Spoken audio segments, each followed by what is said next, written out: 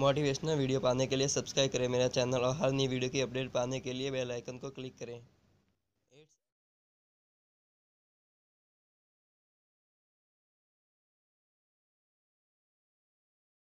Please give an energetic and warm welcome to the one and only Sandeep Maheshwari.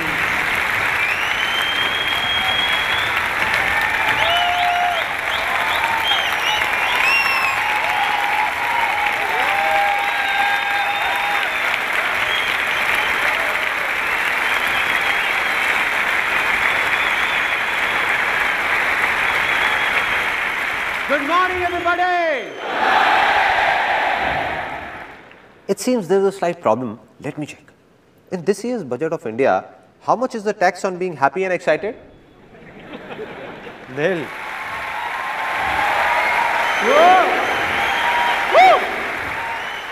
Let's try it once again with full of excitement and a lot of happiness. Good morning, everybody! 2.5 years ago, an MBA college in Pune invited me to give a speech. I prepared the speech, mucked it up for a month and was fully confident about it. No problem. I went there and when I saw 400-500 people sitting in front of the stage, I forgot everything. Blank. Didn't know what to do. Then I took that page out, the one with the speech written on it, and entered a room right behind the stage and started mugging it up as quickly as I could. Just then, a girl entered that room. She asked, "So what are you doing here? You have a speech to give." I said, "Yeah, I know, but I'm just fine-tuning it." She could sense what was going on. She asked, "So are you nervous?" I said, "Nah, do I look nervous? What are you saying?" She just folded her hands like this and asked, "So you're not nervous? Then what are you doing in the ladies' toilet?"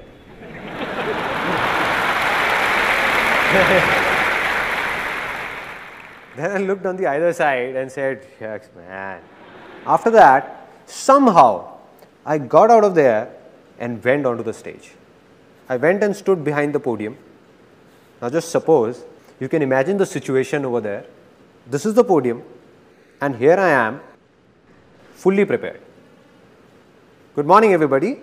My name is Sandeep Maheshwari and today I am going to talk about blank. 1 second passed by, 2 seconds, 10 seconds. Every second seems as long as a year. People in the audience stare at you as if you are an alien, just the way you are staring at me right now. As if I'm gonna do something different. But I'm just one of you, no? So just kept standing there, completely blank for almost 1.5 minutes. A student of that college sitting in the audience shouted, "Come on, sir, you can do it." It shook me up. I said, if he's saying, maybe I can do it.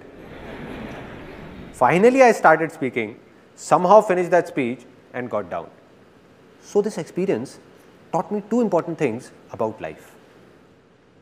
That if I can do it, a guy like me, whom people in the family said was shy, unconfident, I was a complete recluse with no friends in school and lonely. So if a guy like me, who was an introvert back then, can come on this stage and speak in front of thousands of people, let aside those 2 hours, even for 5 minutes, then anybody in this world can do anything.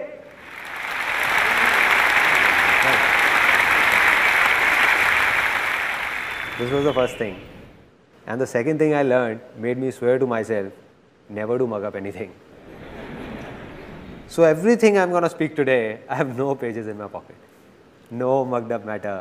No preparations. I have no clue what I'm going to speak about. I'm not going to do this seminar from here, but from here, from my heart.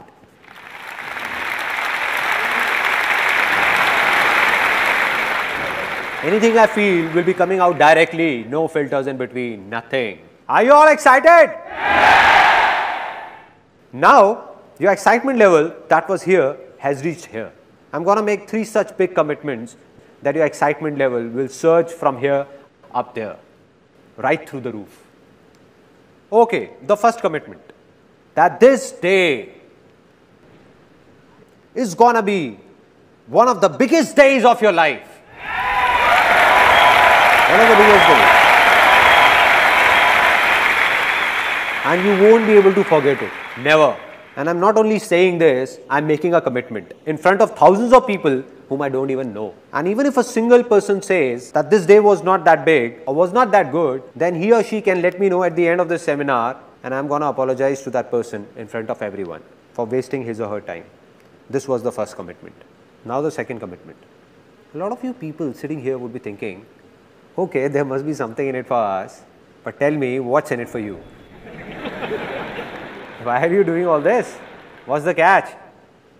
Wherever you would have seen the word free written, it has a small asterisk on top of it. Really small, the one nobody notices. And at the bottom, it is mentioned conditions apply. Similarly, there is a small asterisk that you missed. But at the bottom, it is mentioned no conditions apply.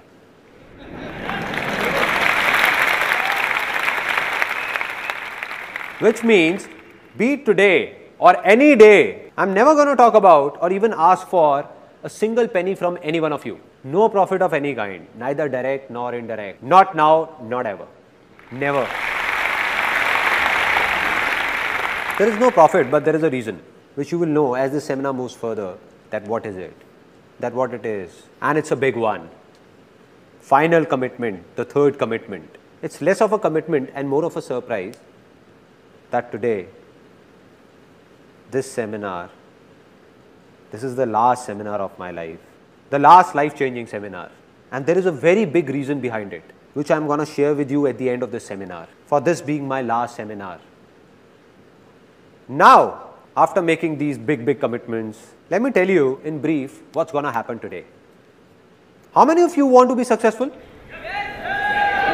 Yes. Now, out of these, how many believe that they are already successful? That's it. What's going on? I can prove right now, that all of you are very successful. How many of you know driving? Out of you, how many ride a two-wheeler? So all of you who ride a two-wheeler, like you said, where do you ride this two-wheeler? Delhi. In Delhi. And many of you in different parts of India. Now, what I can make out of this is that all these years, you have been driving two-wheelers on Indian roads and are still alive.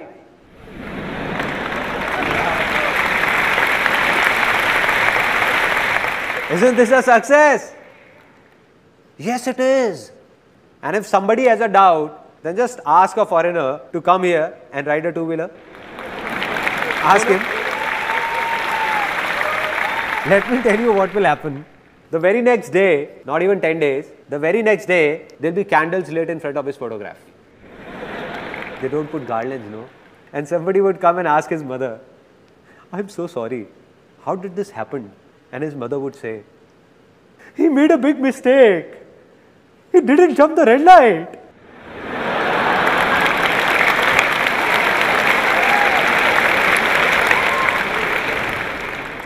She would say, it's simple. Here nobody stops at the red light. People keep driving till the time the person from the other side whose signal is green doesn't make a gesture like this.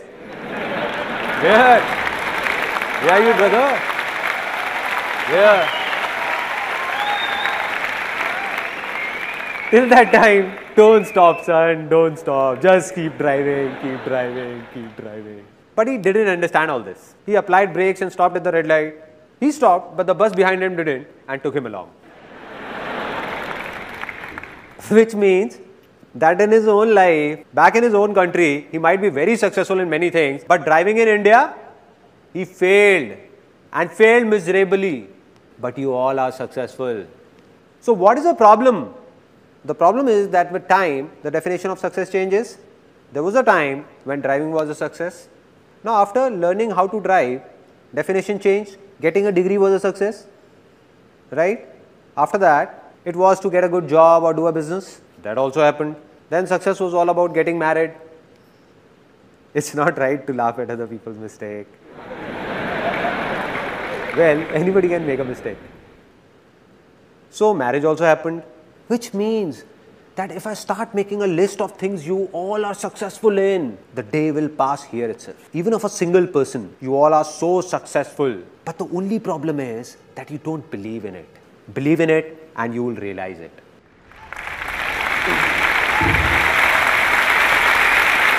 Only one person can help you or make you successful. And who's that? Can somebody tell me? Only you. Exactly. So this is what's going to happen today. All I'm going to do is make you remember that in those 90% things in which you are already successful, what did you do at that time? And once you recall those methods, the remaining 10% things in which you are stuck, all you need to do is simply apply these methods there also, and you will succeed in them as well. That's all. It's that easy. Now, there is a slight problem before we take this seminar forward, which I am not going to tell you, but show you, and you will tell me what the problem really is. Now, this is a box, and I want to put these balls in it. Now, let me give it a try. Oops, sorry. I didn't notice it. So, you know what's the problem? This box, imagine this box to be your mind, closed by a lid of your beliefs, everything that you would have heard and believed since childhood. So the moment I am going to say something that's against those beliefs, suppose I say something and you believe in something else, you will think he's crazy, let him speak. So nothing's going to enter inside. So what to do? Open up your mind so that something enters inside. So I request you all to open up your mind for the next 1.5 hours. Let it fill up with what I say. Then sit back and analyze what's useful and what's not. If you think something is just trash, just throw it out. And if you like something, keep it. But at least for the next 1.5 hours, just try and understand what I am trying to say. Only then will something happen. Only then it will be worth it. So can I expect that all of you sitting here have opened up your minds? Yes or no? Yes or no? If opening up your mind was so simple, there wouldn't have been any problems. Let me ask you a simple thing. Who all have open minds by default? Who are ready to learn anything always? Kids, exactly. Let's give a big hand to all those who said kids. See, why are we clapping for him? Let me tell you. Not because he spoke something extraordinary, but because he at least spoke something. I asked and he answered. This is a very big quality of being successful. That it's not just about thinking, but doing it as well. So let's do one thing. I have a simple idea that let us all become kids for the next 1.5 hours. I am a kid and like me you are all kids. So are you all ready to be kids? Yes or no? Yes or no? Now that you have said it, you can't step back. Now you will see what all strange things are going to happen here. Now we play a game that's called, pay attention, it's really funny. Sparrow flies, parrot flies, dog flies, cow flies, potty flies, piss flies. Now some of you are laughing, the ones who are have already become kids, and the ones who are not laughing, they have to be kids. Kids enjoy such silly things only. Kids enjoy this only. They don't enjoy mature talks. If somebody expects this seminar is about some complex lectures, so my friend, you have come at a wrong place. If I want, I can make this seminar so complicated that after listening to it, you will say, didn't get it. Must be something nice.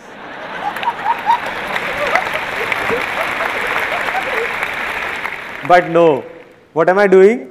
I'm just sharing my life's experiences with you. My life is easy, so I'm going to tell you how is it easy, why is it easy, and how can you make your life easy, not complicated. So, I'm going to ask you a simple question, and if your answer is yes, then put your hands up. If it's no, keep your hand down, and if there is a doubt, then stick it up till here. Alright, simple. First question. How many of you are male? Oh, some have not raised their hands till now.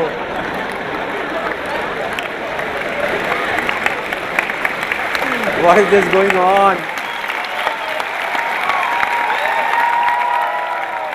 I asked a simple question that how many of you are male?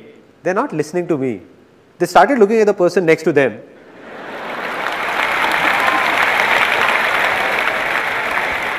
They are looking at his moustaches. That he also has moustaches. Looks like he is also male. Why is his hand stuck here? Maybe it has to go up till here only.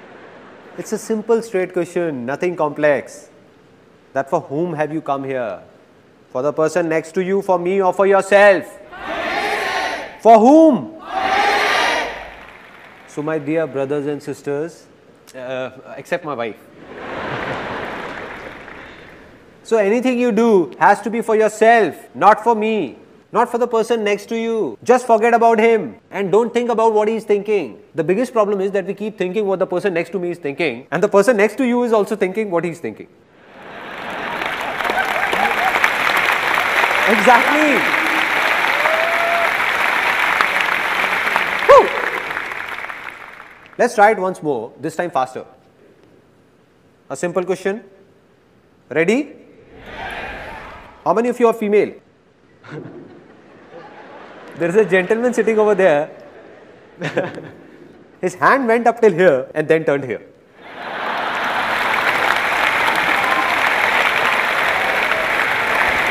How can I make a mistake? There is no doubt. I am not a female. Have still not become kid, no. Still, there is something inside. Once more, we will do it again, fast, real fast. How many are male? Female? Male? Female? Female? Female? Male? Male? Male? Female? Male? Female? Male? Female?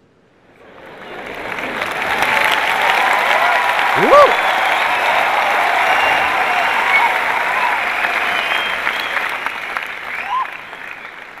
Now we all are enjoying, opening up a bit, everyone. This is what needs to be done. So if you like something, laugh for yourself, not for me. The problem is that a lot of people, when at home, while playing with kids are fine, but outside, don't know what happens in seminars, at public places. And then there are a lot of people who don't even laugh at home. Their laughter, struck by the hard times of life, gets stuck. It stops. So I have given a name to such a laughter, and that's constipation smile. Meaning, stuck up smile. They feel like laughing, but don't want to open their mouth. How will it come out? Let it out. Don't suppress your laughter. Let it out. Out. There is no point stopping it. No point. So do what you feel like doing, because this day is not going to come back. This day is not going to come back.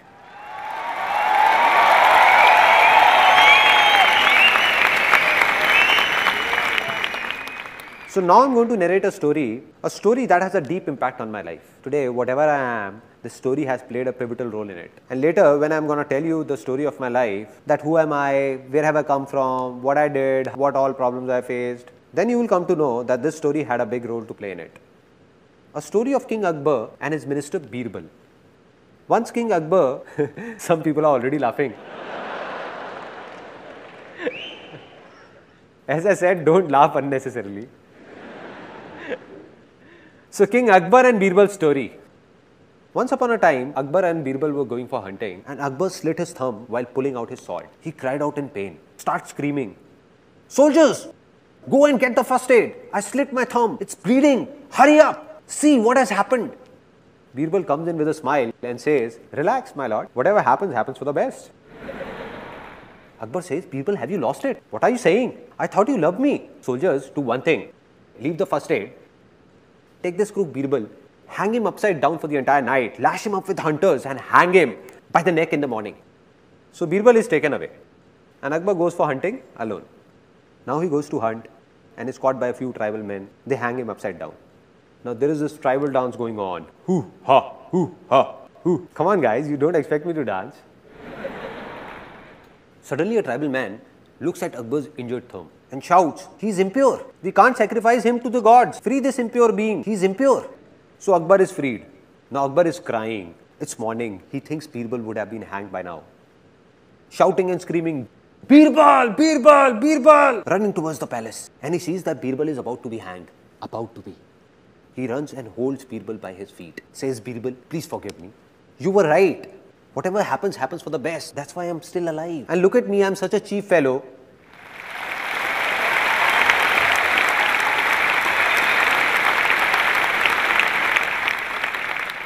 And look at me, I'm such a cheap fellow.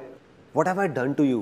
But Birbal, all thrashed up, still insists, "No, my lord, whatever happens, happens for the best." Then Akbar, it's not over yet. Then Akbar So Akbar is shocked. He says, Biba, are you nuts? What are you saying? What could be good in it for you? He says that if I would have gone ahead with you, they would have sacrificed me instead.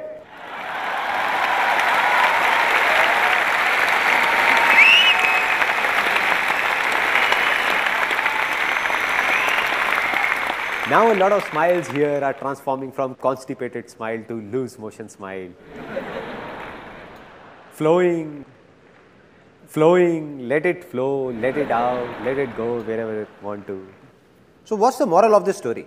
That whatever happens, happens for the best. So how many of you believe in luck? How many of you believe that destiny plays a major role to move ahead or be successful in life? Many? Me too. I also believe in luck. I also believe in destiny. But I only believe in good luck. I believe there is nothing like bad luck in this world, because whatever happens, happens for the best. Right. It means that even if something bad is happening, it seems to be bad. It is not actually bad. It seems bad at present, but in future we realize that it was also for the good.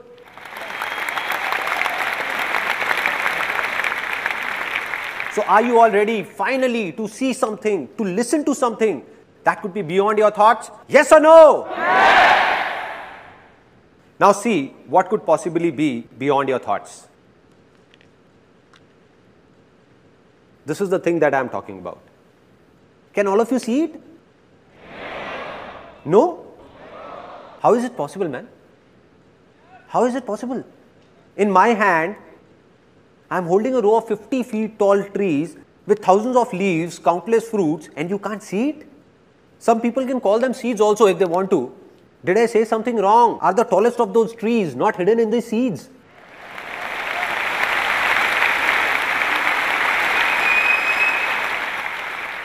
Hidden inside but not visible. And this seed will become a tree if it gets water. If I put these seeds in water, will they all become trees?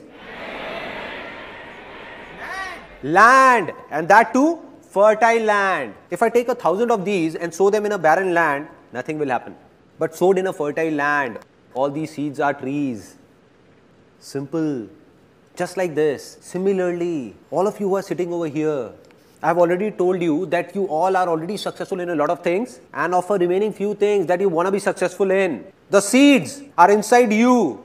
That tree of success is hiding within you only.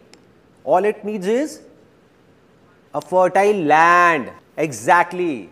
Now will somebody tell me what that fertile land is? Anybody? Environment? Thoughts?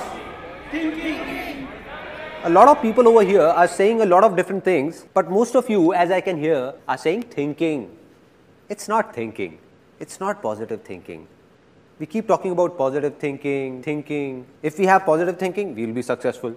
In a single day, in everyone's mind, it has been proven scientifically, more than 60,000 thoughts emerge. So anybody, no matter how big, how powerful or how evolved, he cannot control his thoughts even if he wants to. So it doesn't make a difference what you think. It doesn't make a difference what you speak or listen to. All that matters is what you believe, because what you believe, sooner or later you become.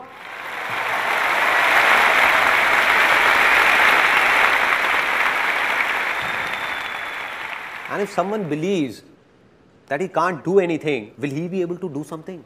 No, never. And if someone believes that I can do it, then nothing in this world can stop that person. Yes or no? Yes! So simple, so simple. So what am I saying? I'm saying something big that might hurt a few people.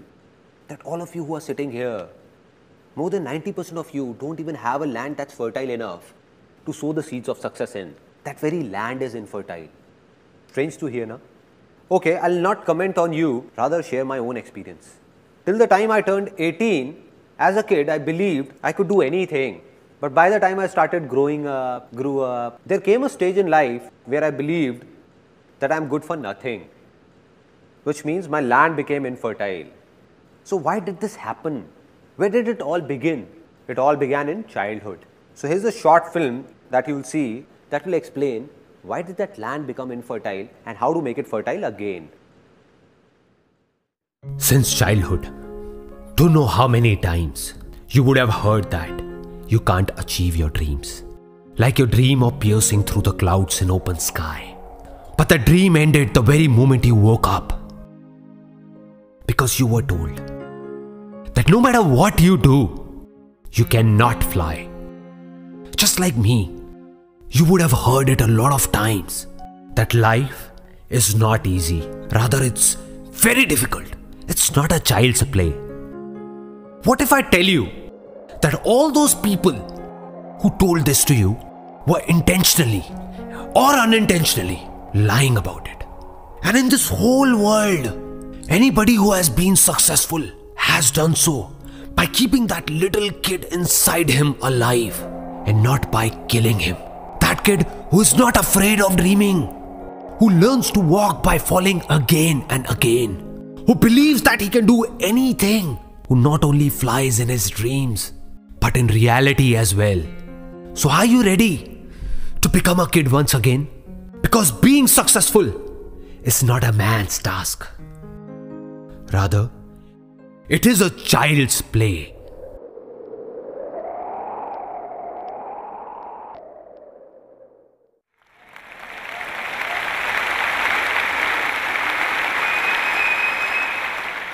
Isn't this film a bit strange? What we hear in our daily lives is a lot different. There, anybody who is successful or not successful says the same thing, that being successful is very difficult. One has to go through a lot of hardships, lot of pain. Like success is very, very hard to achieve. That he who is successful must have done something radical. But what am I saying here? That being successful is a child's play. What will happen if within the next few minutes, all of you believe in it? Because you already know it. I am saying believe in it, not knowing it. If you believe in it, that being successful is a child's play, what will happen? You will become successful. Right?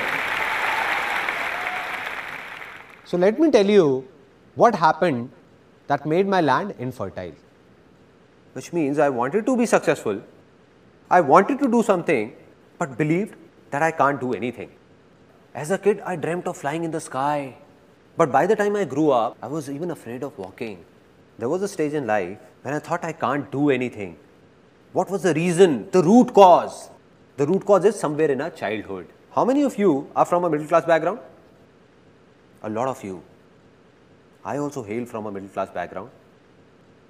My family, we used to live in a small house, just a 2-room set. We had limited income with a rented accommodation. I had a friend in the neighborhood by the name of Puneet. They were well off and his dad got him a brand new red bicycle, imported cycle. Earlier when we used to go to the park, we used to race and I always won. But now, since he was on his cycle and I was on foot, I used to lose. So one day, I went back home after losing again and demanded the same cycle from my father at any cost. That too the very next day, I don't know anything. My dad said, it's not like this. It's your birthday after 6 months. I'll get you the cycle then. But I was unmoved. The next day, tired, when my dad returned from office, my mother went up to him and said that Sandeep has not eaten since morning. And he's really angry, adamant about the cycle. Why don't you get him one? She vented out on dad. And my dad was furious to hear all this. He said that I am no Tata Birla who would fulfill all his demands. I can't get him a cycle. Do whatever you want to do and leave me alone. Dad was really angry and I was standing outside. And after such a heated conversation, I preferred to stay out of the room. The next day, I walked up to my mom and said, I would be around 5 or 6. I asked mom, what was dad saying? Tata Birla. What is this Tata Birla? So my mom replied that these Tata Birla are people who are billionaires with a lot of money. So I became really happy and asked, so why are we not Tata Birla? And my mom got irritated and said, I don't know why. You just go out and play. Go, don't read my brains. Just go, no. I went out, there was an auntie living next door. I went up to her and asked, Auntie, who is this Tata Birla? Heard about them? The next day I came to my mother and said it. Mom, when I grow up, I'll become Tata Birla. Till there, it was fine. Like every mom, she also encouraged me saying, why not? And she said, you will become Tata Birla, you will become Tata Birla, you will, one day you will. But the mistake she made was, right now my mother is sitting here. So what she did was, she told everyone in the family, all my uncles, aunts, friends and relatives, that Sandeep will become Tata Birla, my son will become Tata Birla. Now what happens, like if there is a marriage or an event in the family, when people get tired of singing and dancing, no, they need kids for entertainment. True? Right? Kids are called. Come here kid, come. Recite a poem. Okay, tell us, do you like your dad more or mom? What happens? And everybody enjoys. In my family, they used to call me. So my aunt used to call me, oh Sandeep, come here. Yes auntie, what is it? And she used to tell everyone, just wait, look, he'll speak. Now, with everyone eagerly looking at me, then she used to ask, Sandeep, what will you become when you grow up? And I stood there feeling shy, looking down, really shy. She prompted me again, speak up baby, speak up. Don't be shy, speak up. Tata Birla. Saying this, I would run away.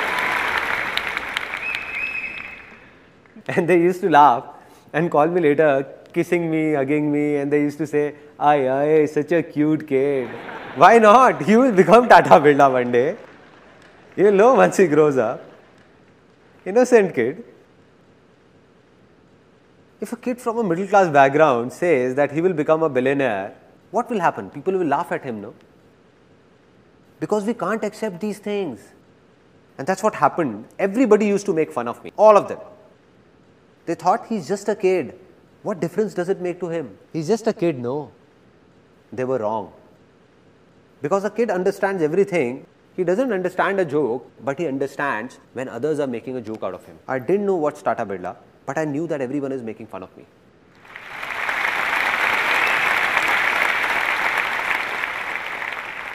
And who are these people? The same people who are my family, the ones I trust, who are dear to me.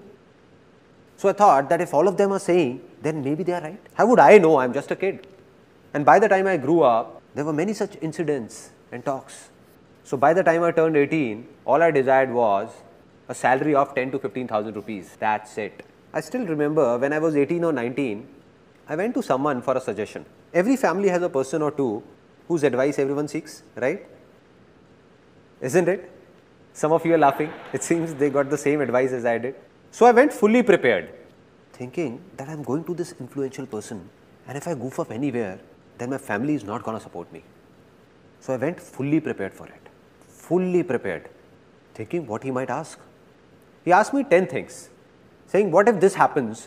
What if this? What if this? What if this? Since I was fully prepared, I said that if this then this, if this then this, if this then this. When I answered all his questions, he said that, listen kid, all this you're saying is very impractical and it can't be done. And I asked, why can't it be done? Can you please explain why can't it be done?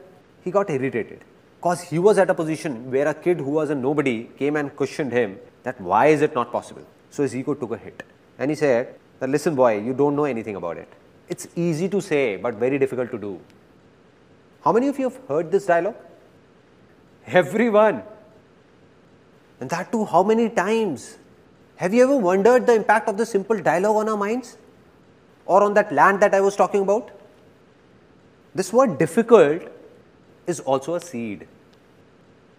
Just like the seed of success that I was talking about, this word is the seed of failure. Anything in life, if you keep saying it's difficult, difficult, difficult, then after some time you will end up saying, it's impossible, it can't be done, the end. So this word difficult, what has it done? It has tied down. It has tied down each one of us like a rope does. Just like an elephant in a circus who was tied with a rope when it was small. So that baby elephant tries very hard to snap that rope. It keeps trying, but can't break free. It doesn't have the power to do so, can't snap it. So it believes that it's really difficult for me to do it, impossible. And now, when that elephant has grown big, if it wishes, then not only one rope, It has the power to snap 1,000 such ropes. But it has stopped trying. Stop trying.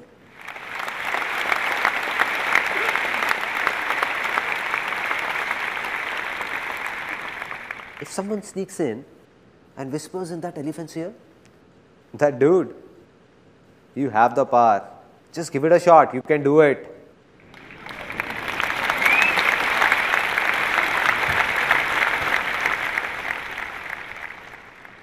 So how long will that elephant take to snap that rope? 1 year, 2 years, 10 years? 1 second. Not even 1 second.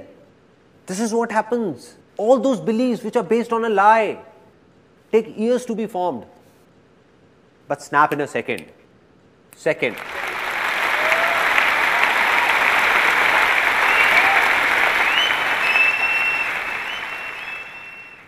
So I'm giving you a few examples of how these false beliefs are broken. For centuries, man believed that the earth is flat. It's flat, flat. For thousands of years, people used to say it's flat. Then suddenly, a few years back, a scientist discovered that the earth is round. And what did everyone start saying? That the earth is round, round, round. Which means that belief took centuries to be formed, but collapsed in a second. The moment it faced the truth, it was gone. Similarly, all such beliefs are based on lies. All are lies. The moment they face the truth, all of them will collapse. And sometimes when they collapse, when they face the truth, some people get shocked while others take pleasure in it as well.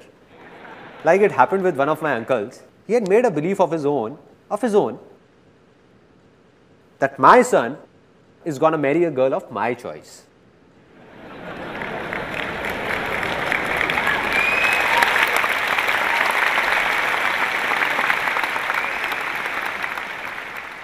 The sons are clapping, but fathers, anyhow. Now what happened? It was his own belief, but it's not true.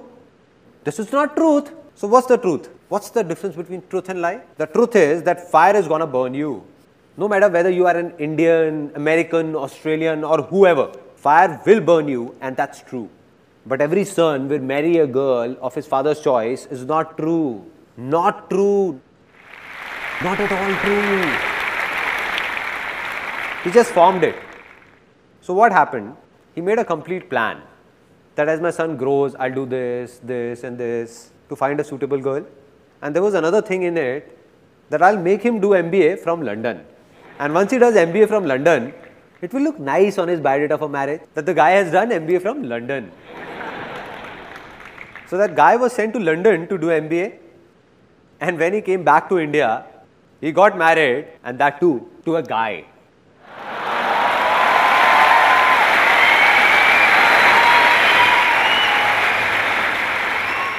This is how false beliefs snap, like this. I'm not talking about right or wrong, but I'm just giving you an example. How these beliefs shatter. And in the same way, all your beliefs formed by you, which are stopping you from moving ahead, that have made your land infertile, are going to be shattered in the next 20 minutes. All of them, all of them, all of them.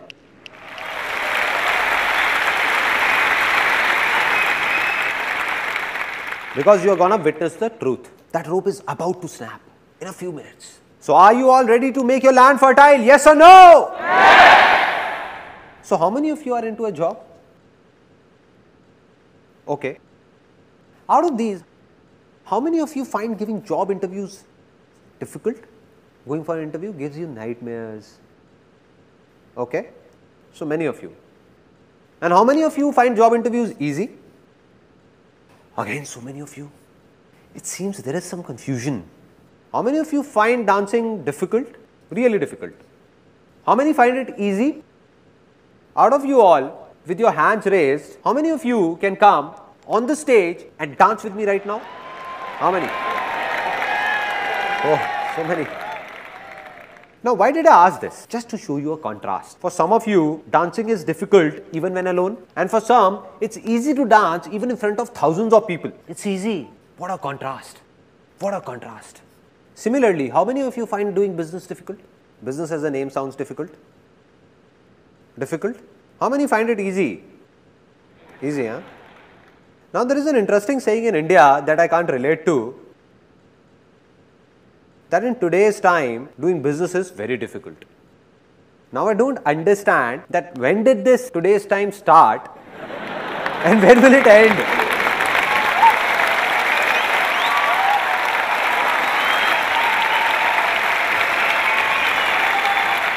Till what time is this today's time gonna go on? So there is a simple thing that's clear now, absolutely clear. Sometimes we are so busy with our lives that we don't have the time to think about these minute things. We keep waiting that someone from somewhere will come and tell us a big secret. A big secret. Or lightning will strike us, giving us that idea which will make us successful overnight. And we keep looking for that idea. Right?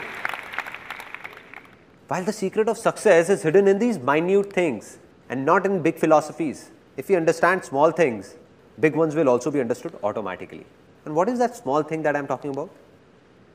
That be it a job interview, be it dancing, be it a business, or be it anything in the world, it just seems to be difficult.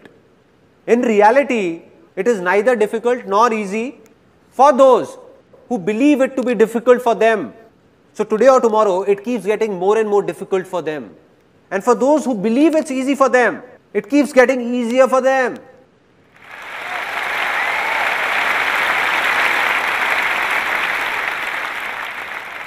So there are a few things that seem easy to you. So they are easy for you.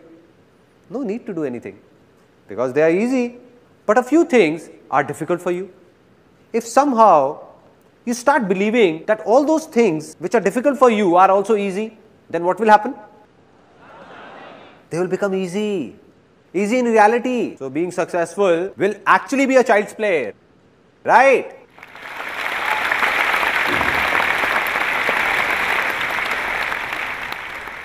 Now, let's get down to the basics, the roots, and see what is really happening down there.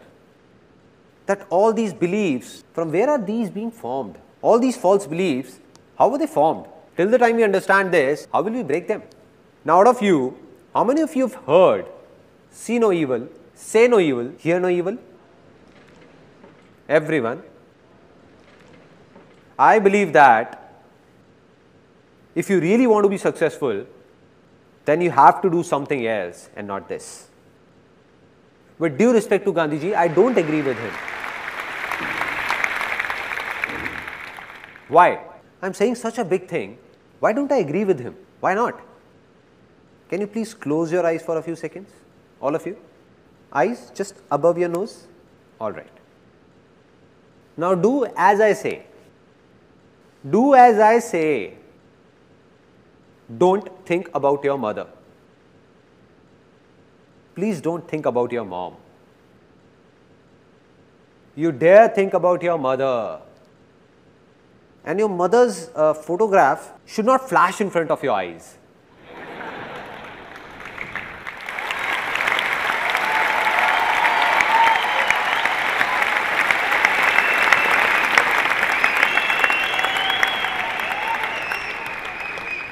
What all was happening? How many were thinking about their father? I was saying, don't think, don't think. But even then you were thinking just about her. See, here is an interesting fact that how does a mind work? See, our mind cannot think in words. It can only think in images. It can only think in pictures. For example, I am saying terrorist. Whose image comes in your mind? Kasab. Osama bin Laden. Nobody is saying wife, right? Don't you dare.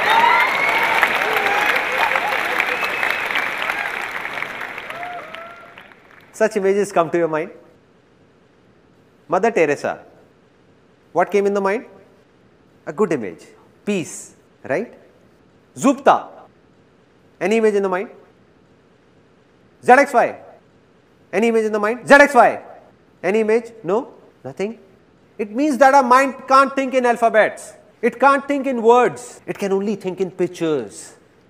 Pictures.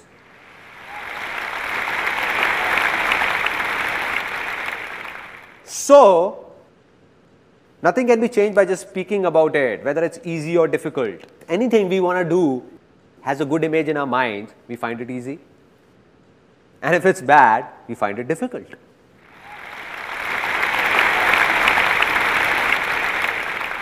Now, I'll tell you about a very interesting experience of my life. When I was a kid, I didn't know about all this, because of which created a lot of embarrassing situations for me. As a kid, I loved beating up my younger sister. She's also here today. Hi there. So I enjoyed beating her up a lot, very much. And whenever I would beat her up, she would exaggerate and tell my dad about it. Means, she would say, I got a real beating. Oh dad, he hit me here, he hit me there. I got a real beating. Dad would have just returned from office, all tired, irritated. And he would start every day, regularly, almost every day. Are you an idiot? Is your mind full of trash or what? Don't you understand? How many times have I told you not to hit your little sister? Not with your leg. She is considered to be the goddess of wealth.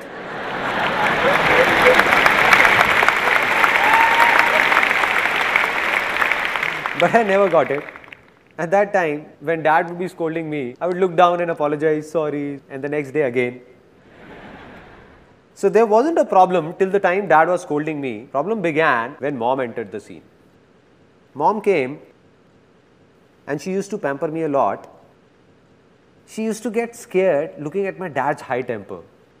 And she used to come and dad would be scolding me. She used to come and say, don't get angry, poor kid, spare him, don't get angry. And as mom started saying this, dad, who would be scolding me till then, would suddenly start beating me up.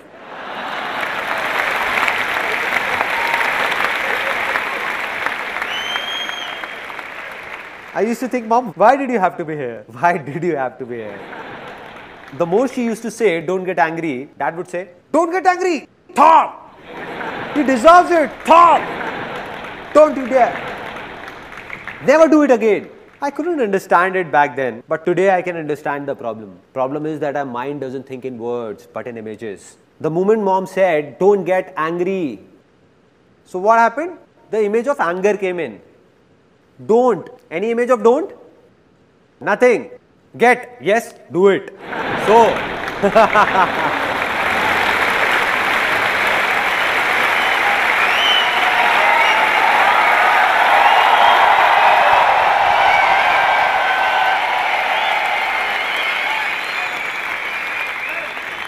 she came in to save me, but got me beaten up instead. Similarly, if we see two guys fighting, involved in a heated conversation, you don't know me, man, you don't know me. You don't know me, man, you don't know me. And somebody would come and say, don't hit him, don't you? No.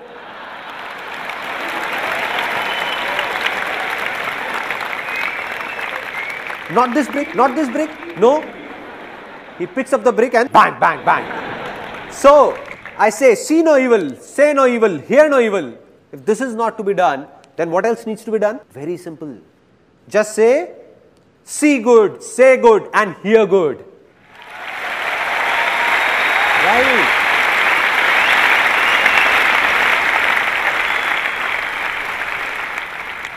But it is also not something new. Everyone knows about it.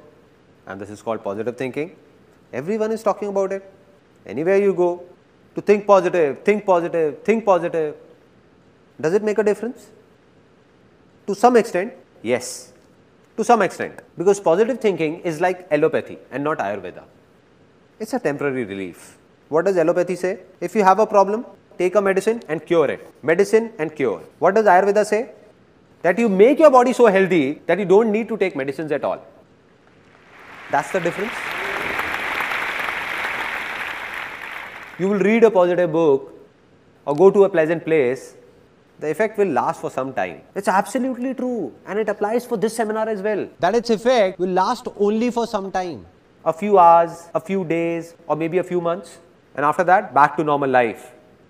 Back. And what's the reason? I've already told you that anybody, no matter how evolved, he can't control his thoughts because in a single day, more than 60,000 thoughts cross by.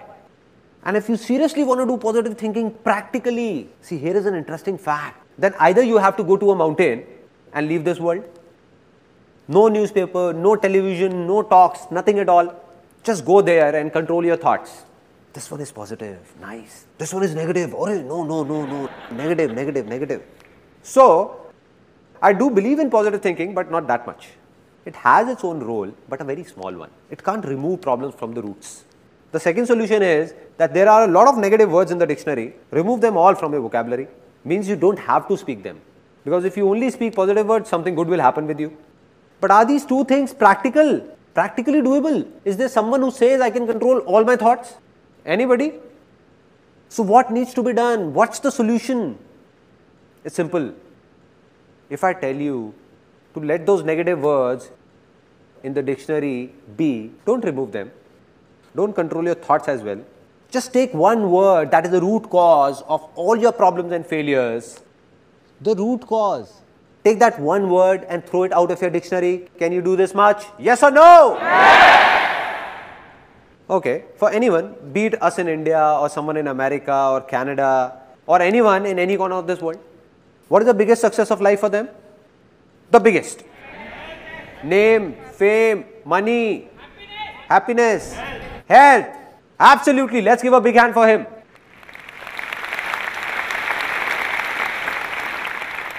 No success is bigger than health.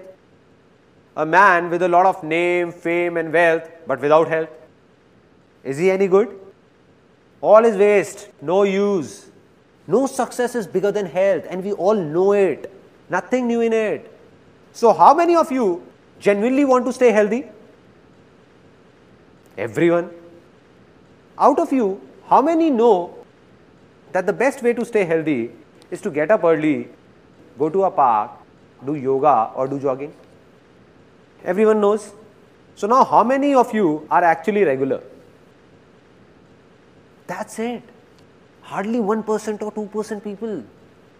Now see, the problem is that we all know these things, but when do we remember them? About health, to stay healthy.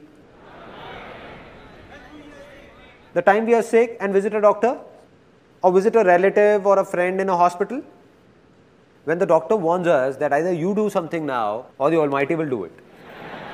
Cholesterol levels, man. Right. And then suddenly we wake up saying something needs to be done now. And from that very day, you make up your mind that from tomorrow morning 6 o'clock, I am going. Everything is planned. Left office on time. Thinking I have to go. It's around 10:30 in the night and you're feeling sleepy, trying to sleep, lying down, eyes closed. You know to wake up early, you need to sleep early. Just then, you heard your famous TV soaps tune. Na na na na.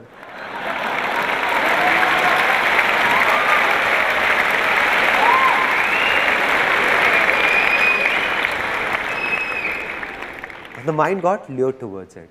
You got out of bed. Okay. You got out of bed saying, half an hour hardly matters. Let me watch it. And sat in front of the TV. Relaxing, relaxed, mood changed. All that health mantra is gone. Forgotten. It's around 11 o'clock, now again surfing channels, got freshened up, and by the time you came back in bed, it's 12 a.m. It's 12 o'clock. Now, when you lie down to sleep and you're about to sleep, what's going on in the mind? The thoughts that it's 12 already, getting up early is really difficult. And as soon as you think this, the mind, what it does is, it starts working as branches of trees. You give it a signal, it will make 4 branches come out, then 8, then 16, then 50. It means that the moment you signaled that getting up early is difficult, the mind will bring forth 1,000 reasons as to why is it difficult. 1,000 reasons, which will not be true, self-made by you only, created by your own self.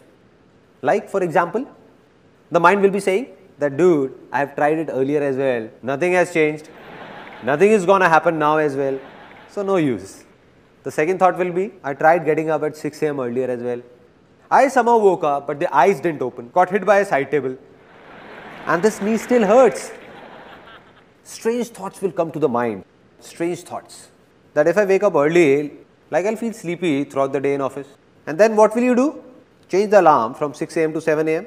saying getting up an hour later will hardly make a difference. Now you are remembering because you have said it's difficult. So the mind is giving you reasons. That you read an article in a newspaper which said that a minimum of 7 to 8 hours of sleep is a must.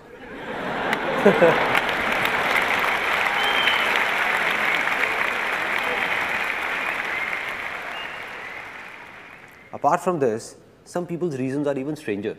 Like one of my friends, I told him that from tomorrow morning, you come along with me and let's go jogging. He said, I'll not go in the morning, I can go in the evening. I said, why? Why not in the morning? He said, I go to the park in the morning and I see that man and I don't like his face. I said, what kind of reason is this? Now the solution of this problem. And it's really simple. That very moment, when this thought comes to you, when you're just lying down, all you need to say is that no matter how late I sleep in the night, getting up early is easy for me. It's easy.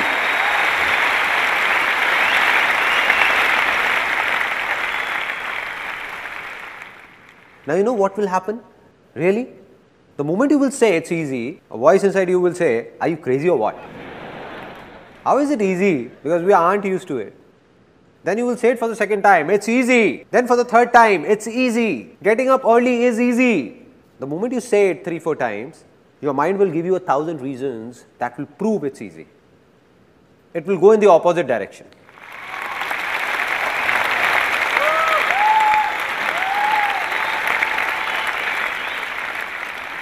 At that time, mind will be filled with some other reasons which will be completely different from the previous ones. For example, the first one will be, come on dude, I just have to get up at 6, not drill through a mountain.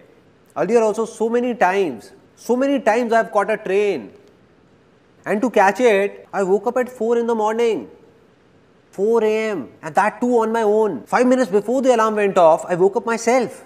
I can catch the train again even if I miss it. But where will I get this body from once the health is gone?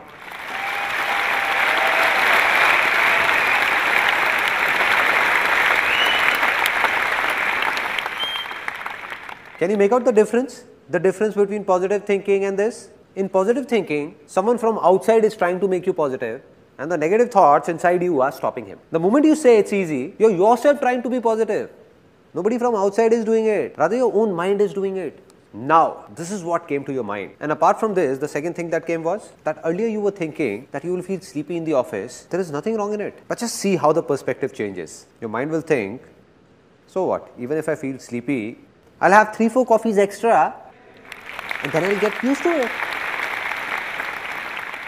Finally, the biggest of problems, the one that my friend had. Maybe you also relate to it. The one my friend had. That if I go to the park in the morning and I'll have to see that man's face. So now when you will say it's easy, you will not see the neighbor's face, but his beautiful wife's.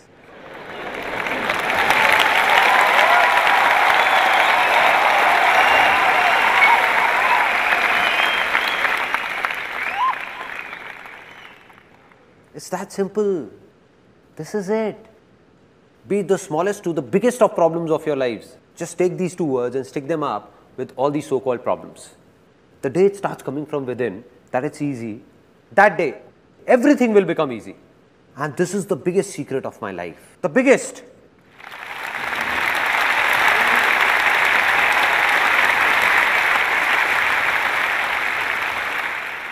There was a stage in my life when I thought that I'm good for nothing. I can't do anything. Nothing at all. Went to a call center for an interview, don't know where all I went, did what not, but didn't get a job. It was a stage that if someone would have offered me 6,000 rupees for which I would have to work for 12 hours, slogging for the entire day, doing heavy loading jobs, I was ready. There were such major problems in my life. At that very time, an exactly similar moment came in my life. The same moment that's gonna come in your lives in some time. When I watched someone, just the way you are watching me now, I saw someone who appeared to be just like me. Exactly like me. 2 eyes, 1 nose, 2 ears. I said he looks just like me. And when I heard him speak, a voice came from inside me. Nobody said anything, it came from inside. That if he can do it, so can I. If it's easy for him, then it's easy for me as well.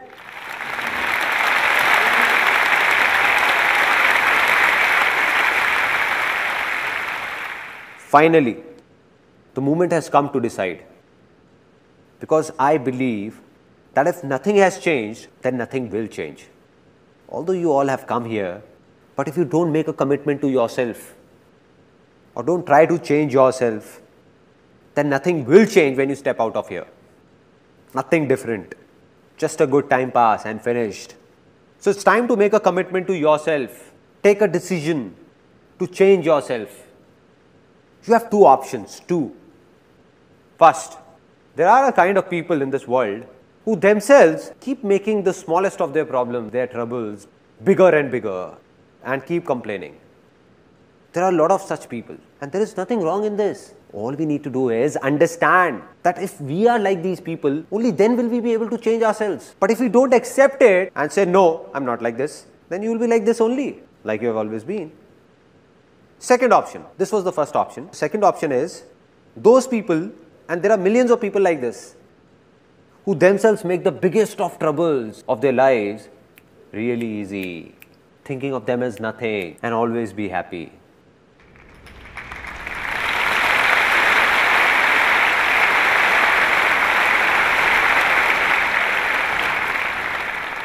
So what have you decided that from now on, will you be happy or just complain? Be happy. Now, the moment I was talking about has arrived. I'm going to ask you a question from the bottom of my heart, and the ones whose inner voice comes out, for them, the land has become fertile. Fertile. Anything that was past has passed. Let it pass. But today, do you believe you can change your future? Yes or no? Yes, yes or no? Yes, yes or no? Yes. Let's celebrate. This is a very big moment.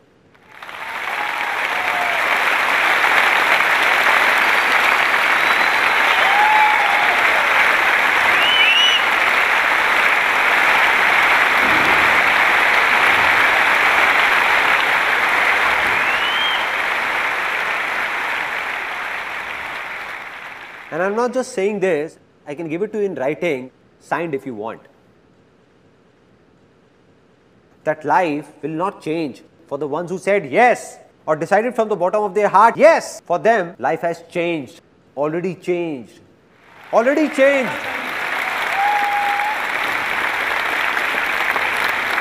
The land has become fertile, done. There are people in this world whose problems could be 100 times bigger than yours, but then also their success is also 100 times bigger than yours, which means that problems and success don't have a direct connection. It's all about what you believe in, something we have just realized.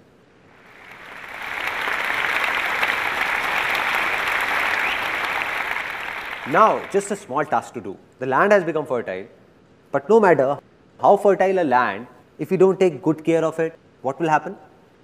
It will be barren again, back to being infertile. So what we need is a plow to keep tilling that land. A plow. And now what is that plow? It's easy. Exactly. Don't underestimate its power. It has changed my life. What needs to be done is that anything you want to do in life but believe you can't do it, just attach these two words. It's easy. And then see what happens. I'll give you an example what happens. How many of you are students? Students. Okay. Many would be engineering students also. How many are engineering students? Engineering students? A lot. Now what happens inside an engineering college? Leave alone the top engineering colleges like IITs, other top colleges, number 1, number 2, but not many students get admissions in these. And they get admission in a college which is not highly ranked. Now what's the general discussion in that college? And after taking admission yourself, you're cursing that college all the time. This college has this problem, that problem. You're told about so many things while taking admission, and now they're not doing anything. This is bad, that is bad, that is bad, and the worst is the placement cell of this college. All the students, all of them are saying that a degree from this college, leave alone any MNC, will hardly manage to get us a rupees 6,000 job. Right? This is what happens. Such strange talks are going around everywhere, and we also start doing it. What you need to do is leave aside everyone else. Whatever they do, if you want something different, something good to happen to you, then you'll have to say, to hell with the world, I'll pass out from this very college, and to get a job in India's top multinational company for me, it's easy.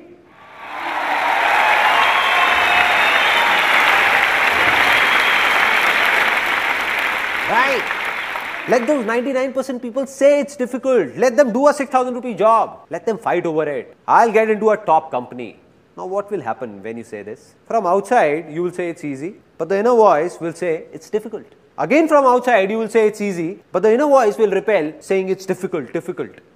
The day your inner voice says it's easy, inner voice from here, that yes, it's easy for me to get a job in that company, within some time, I can guarantee this, you will be sitting in that company.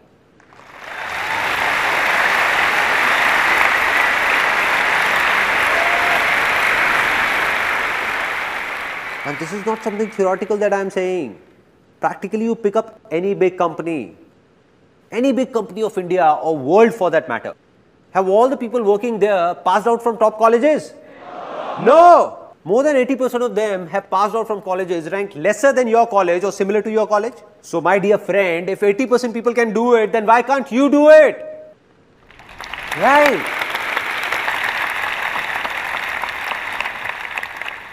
When you say it's easy, then you will see millions of people who have passed out from even lesser grade colleges and have opened up massive companies in their own names. Right? Right? Now, till here it's clear, our land is fertile, we have got a plow, but if we keep sitting and just say, it's easy, will something happen? Nothing will happen. Means something needs to be done. It's time to do something, to decide what needs to be done. Without this, nothing will happen. Now, this is where a lot of people get stuck. Some say, there are a lot of options, what do I do? They say there is a confusion, what to do, what not to do. Many of you. And then there are those who say, we don't know what to do. We don't have an option, zero option. Right? Two kind of people. And now, to decide what to do and what not to do, saying it is easy, but doing it is? Some of you said it's difficult. It's easy, right? See, there are only two options. Only two options. Very simple. First, to listen to your outer voice. And what is this outer voice? What others say. What others do. What did he do that made him successful? What is he doing? Or asking for advice from someone. Like what should I do or what career to pursue. Once a guy came to me and said, please tell me an interesting business to start. I said, these days, space tourism has great scope. I said it very seriously. He asked, what is it all about? I said, nothing, you just buy a rocket, take people in space and take them to moon. He said, why are you joking, man? I said, who started it first?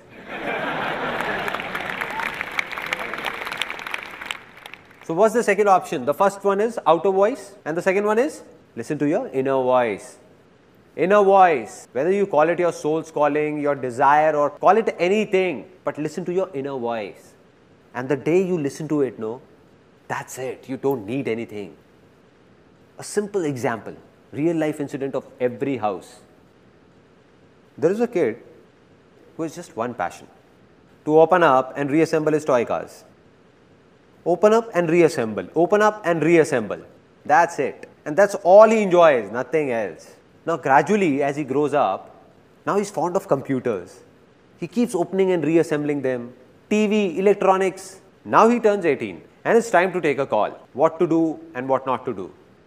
Now his inner voice says, go for engineering. Engineering. But everyone around said, that son, don't go for engineering, there is no scope in it. And he was told that, listen son, you go for chartered accountancy, CA. But why CA? An interesting point.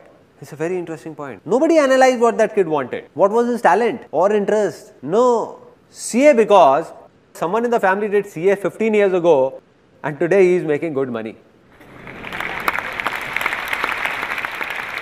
So what will happen now? This is not his inner voice. The problem is not that everyone said. The problem is that he also got scared. He said, let me do what everyone is saying. No, why take a risk? Why take a risk?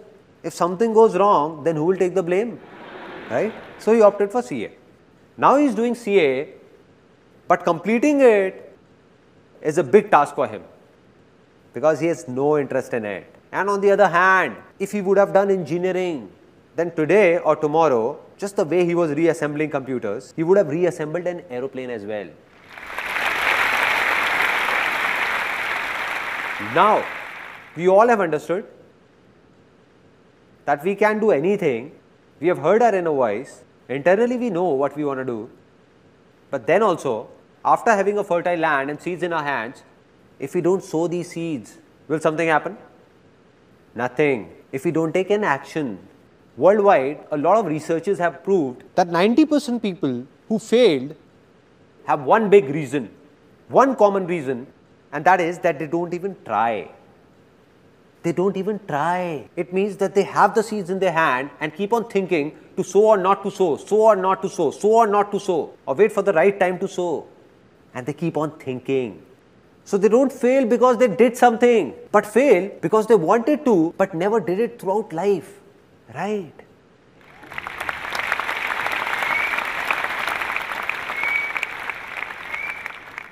Now we understand that the problem is not taking an action. Let me ask all of you, why don't we take an action? We know we have to do this, still we don't do it. Why? It's one word, one word. Fear. Risk. And that's completely genuine. I'm not saying it's wrong. It's completely right. Because we are not alone. Today your inner voice says, I must do this. You also have your family, your house, kids and everything.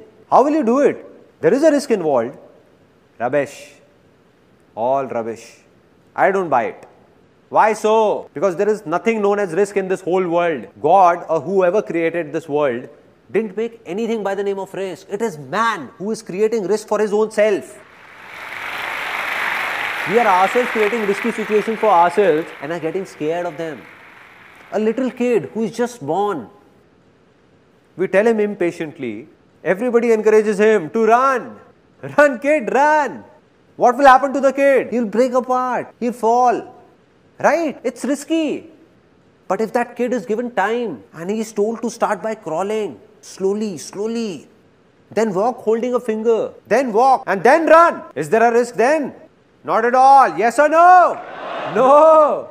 Here is an interesting thing that happened with me 5 years ago. One of my friends came who had done MBA finance. I asked, what's up man? He said, nothing man, it all looks fit, but life is shit. I said, what happened? He was actually very tense. He said, I'm not happy. The 9 or 10 hours in office are so suffocating. I have no interest in this finance field, no. And it's really bad, and by the time I come home, I take all my frustration out on my wife and everybody. I just lose it and get irritated. I said, okay, it seems that you need to do something else or think of something else. So he said, that's why I have come to you. And I asked, what have you thought of? He said, man, but will you be willing to help me? I said, come on man, just say it. I'll do whatever I can. So he said, I think I should learn photography just the way you did. Will you teach me? I said, that is fine, I'll teach you. But why do you want to do photography leaving finance aside? Why photography? Any reason? He said, because you do photography and stay very happy. I said, great, so it's decided. You come to my studio from tomorrow, I teach you photography. But do one more thing from tonight, start eating bitter gourd as well. Some fresh bitter gourds, nicely cooked. He said, what are you saying man? I said, it's clear, no, it's clear. I stay happy by eating bitter gourds as well. So do everything that I like to do.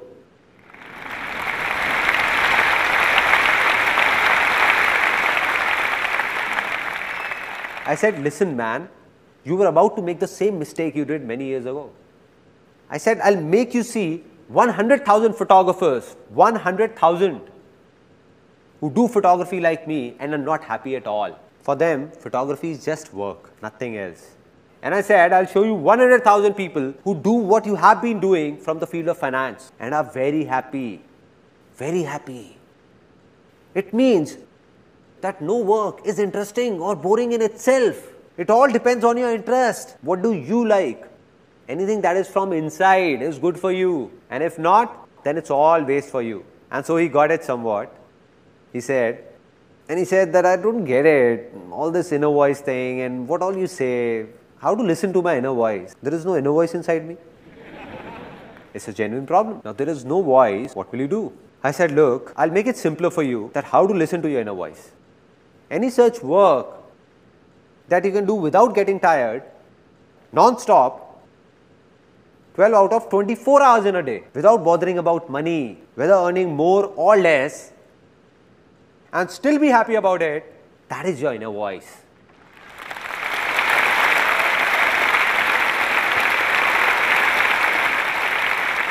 So he smiled a bit. I saw his eyes lit up. He smiled and said, this is great, man. But there is only one such work that I can do for 12 out of 24 hours. I said, what is it? He said, I am very fond of eating. I walked up to him and touching his bulging tummy, I said, well, I can see that.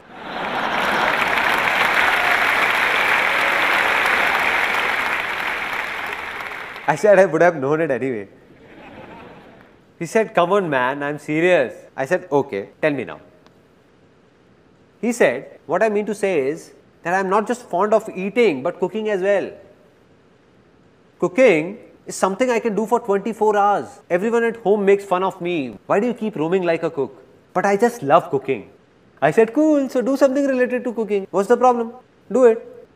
He said, yeah man, thanks for the idea. I said, I didn't give it to you. You gave it to yourself. So he said, now what I'll do is, you wait and watch. Now I'll open a big restaurant in a big shopping mall. So I asked, how will you go about it? Buy a space or take it on rent? He said, come on man, you know I don't have that much money to buy a space. Obviously, rent is the only option. I said, okay, take it on rent. Still, it's not a big investment, no? Just assume the rent of a big restaurant in a big shopping mall, like 200,000 rupees as rent. Just 5 million rupees is all you need. You must be having that much on you. Just calculate, no? He started calculating all my savings from here and there, taking from dad, borrowing it from friends. 3 to 4,100 rupees I can manage. I said, great man, you're just about there. Great man. Okay, 3 to 400,000 rupees from here. And what about the remaining money? He thought a lot and said, I think dad won't mortgage the home for it. I said, you lost it, man. Just think of something else, man. He said, I'll make a proposal of my restaurant and go to a bank for a loan. And I'm sure I'm going to get one. I smiled. I smiled and said, my brother, bank only lends money to those who actually don't need that money. Right.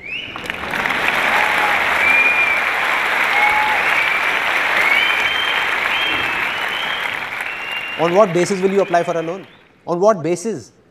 He said, yeah man, I think you're right. I won't get a loan. So what to do? I think it's really difficult. Leave it. I said, why is it difficult? He said, no money na. I said, why? You just said you have the money. He said, no, I didn't. I said, no, you said there is money. What about those 3 to 400,000 rupees? He said, but they are not enough to open a restaurant. I said, who told you to open a restaurant? Out of these 3 to 400,000 rupees, you can keep aside 100,000 rupees and open a nice stall with the remaining money. A nice stall.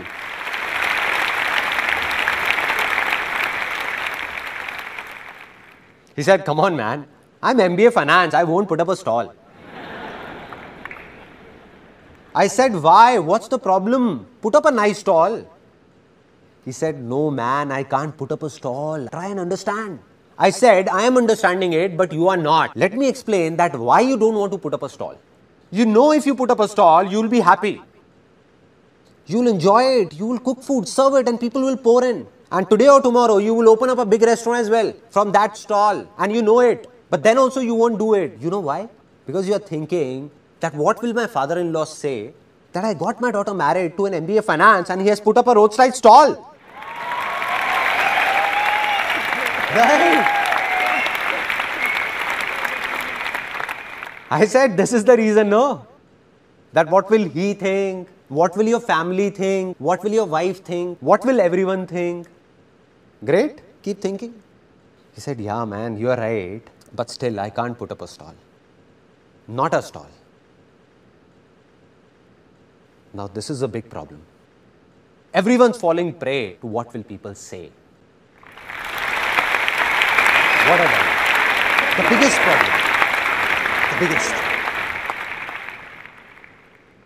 I asked, do you remember what happened when I started photography? At that time, the whole world laughed on me. The whole world. Including my family, my relatives, even my friends. Wherever I went, people used to say, look at him, man. Hey man, take 10 rupees and click my photograph. There was a stage when you would remember what you said to me, that I have already booked photographers for my marriage. But you can also come and click a few photographs.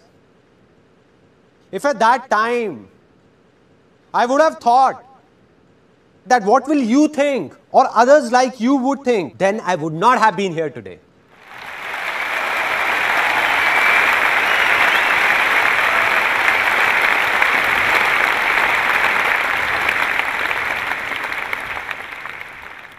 I said those people can go to hell. Whatever everybody thought of me, I didn't care. That's why I've reached here. And it's not me alone. There have been a lot of people in the world who did the same thing as I did. They followed their heart. That means they listened to their inner voice and took small steps. Small steps. Didn't take a big leap. But we all try to start with a big jump. That I'll do this and I'll do that. What's the problem, man? Do whatever you want to do today. And that too from the smallest possible level. And then see who stops you. Nobody will be able to. Nobody.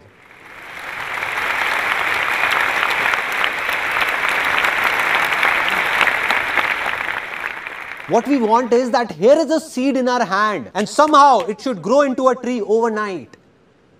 A fully grown tree within a year. That's it. Is it possible? No. So what's the right way? To sow the seed. Take small steps in the beginning. Never try to force it out. Take small steps. That is, neither to run nor to stop. Just keep walking. Keep walking.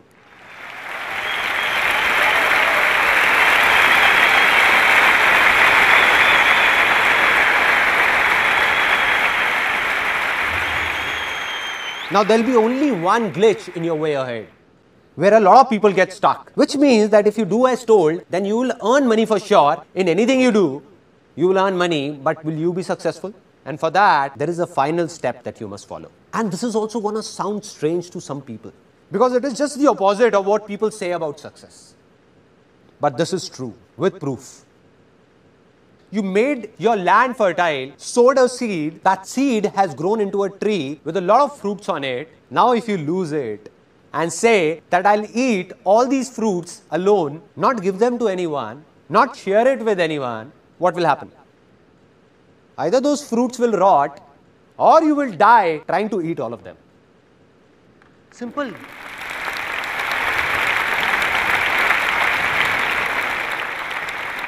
Now here's a story that has a deep impact on my life. Two farmers in a village used to do similar kind of work. Both died and went to God. When they reached, God asked them, so tell me sons, what do you want to be next? What do you want? So the first farmer, full of frustration and anger, started complaining, what God, what a pathetic life you had given me. I had nothing on me, nothing. Look at what you did to me. Whole life passed working like that ox in the field, working. Whatever I earned, people used to take it from me. Nothing stayed with me. Nothing stayed with me. So God, in my next life, please make sure that I don't have to give anything to anyone. Rather, everyone should give me money from everywhere. Everywhere. God said, so be it, son, go. The second one came, God asked, what do you want? He said, God, you gave me so much. I have nothing more to ask for. A good family, a nice work, a nice village, no shortage of food ever. I never slept hungry. But there was just this one thing missing in life. At times, a few hungry people used to come to my door asking for something. Just do something that nobody should go hungry from my door.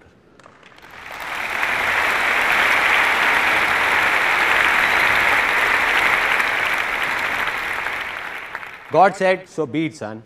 Go, son. Both of them were reborn in the same village. Both of them grew up. The first man who said that everyone should give me, and I don't have to give anything to anyone. So this man became the biggest beggar. I'll not give it to anyone. Everyone should just give me. And the second man who said he didn't want anything but just to feed the hungry. he became the richest man of that village. The richest.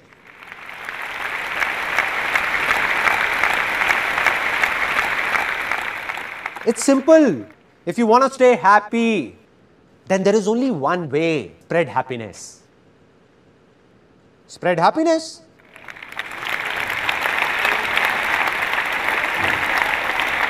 It's so easy, no? There is no other way. You keep staring at someone with anger and expect him to give you happiness. How is it possible?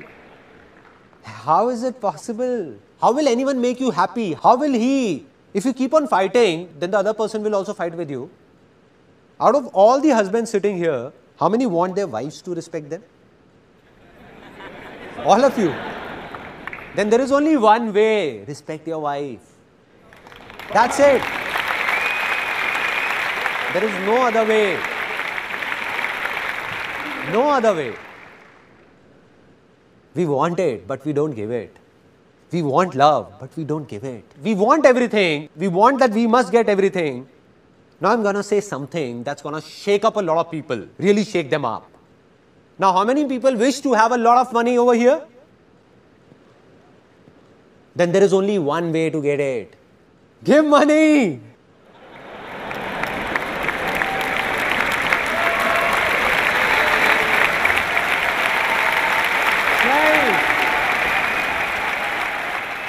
Some of you are not clapping, looking at me very seriously, thinking that I am going to come up with a box, 10 rupees, 10 rupees, 10 rupees, 10 rupees, 10 rupees, 10 rupees, 10 rupees, 10 rupees. Giving money. How can someone give money? There are strange things that we believe about money. And that too rooted deep in us. No father, no brother, only money together. Right? And some people actually think it's true. They're fighting with their parents, with their brothers and sisters, only for money. For money. I'm not saying that money is not important. That would be impractical to say. It is very important. Very important. But money is only as important as fuel in a car. Neither more nor less.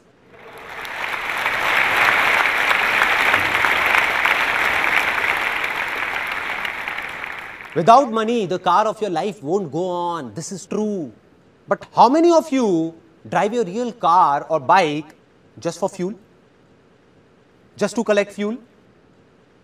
Take the car to the pump, buy fuel, keep it inside. Take it in the car, take it in the car, from here in the car. How many? Anybody? So what happens when it comes to money? Why are we stuck there? And that's where we make a mistake. Why? Because a lot of people in the world are doing it. So we think maybe this is right. When everyone is doing it, then it must be right. We know this is not right. Filling every corner with fuel, fuel, fuel, fuel. So much fuel that there is no place for anyone to sit in the car. No place to even breathe. One day a slight spark will burn everything up and we'll perish in that fire.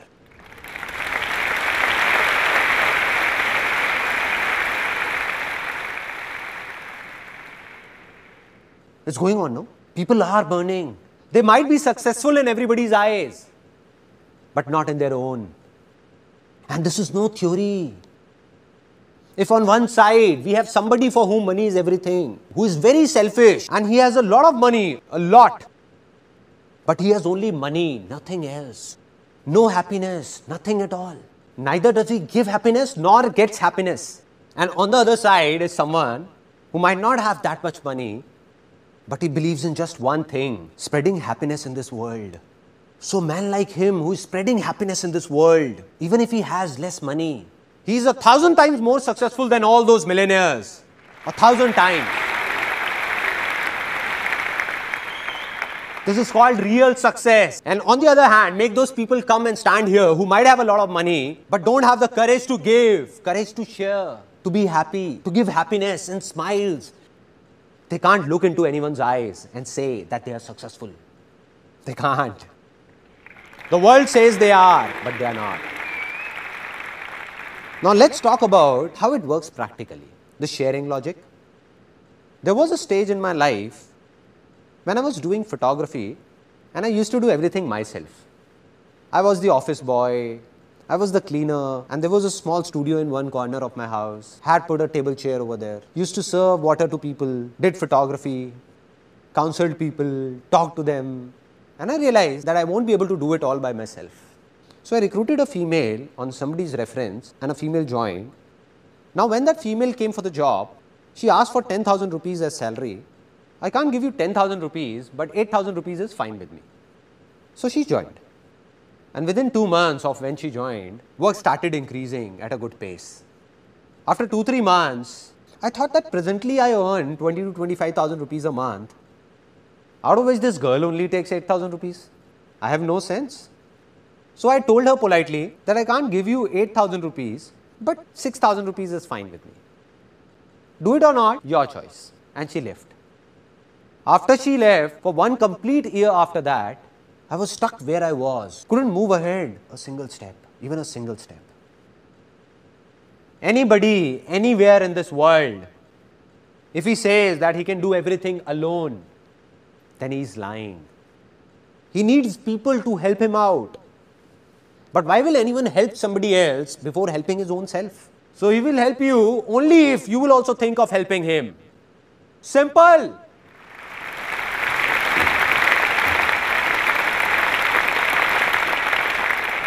Let me ask you a very simple question. If there are 2 companies, so out of those 2 companies, the first company, while taking your interview, makes false promises by saying that we will give you this, this, this. Don't worry, all will be good. But when you go and join, it's completely opposite.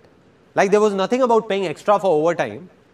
No, this won't happen. That won't happen. This won't happen. You have to do this. You have to do that. If you want to do it, fine, or leave the job. Making you work for 12 hours, 10 hours for an 8-hour job and not even paying overtime. There are such companies. On the other side, there is a second company that does exactly what it promises. An 8-hour job means an 8-hour job. Work extra and overtime is paid. Everything said will be done. Apart from this, it also thinks about you. So which company will you join, first or second? Second. Now should I tell you something, honestly? That all of you who said they will join the second company, those very people, if decide to open up their own company, they will end up being like that first company.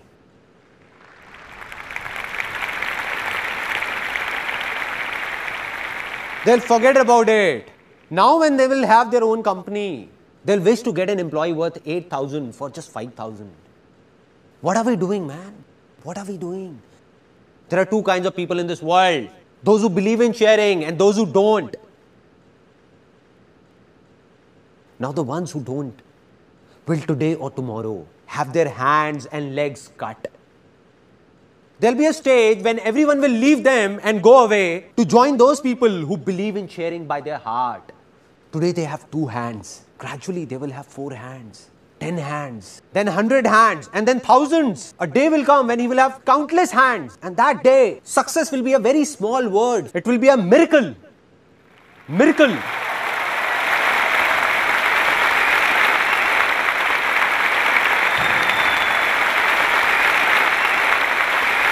People will say impossible. How did this happen? How can this happen? How did this happen? How can he in such less time? How can he do it? How can? It's simple, man. He knows about sharing and you don't. The day you do, your life will also be full of miracles. Everywhere.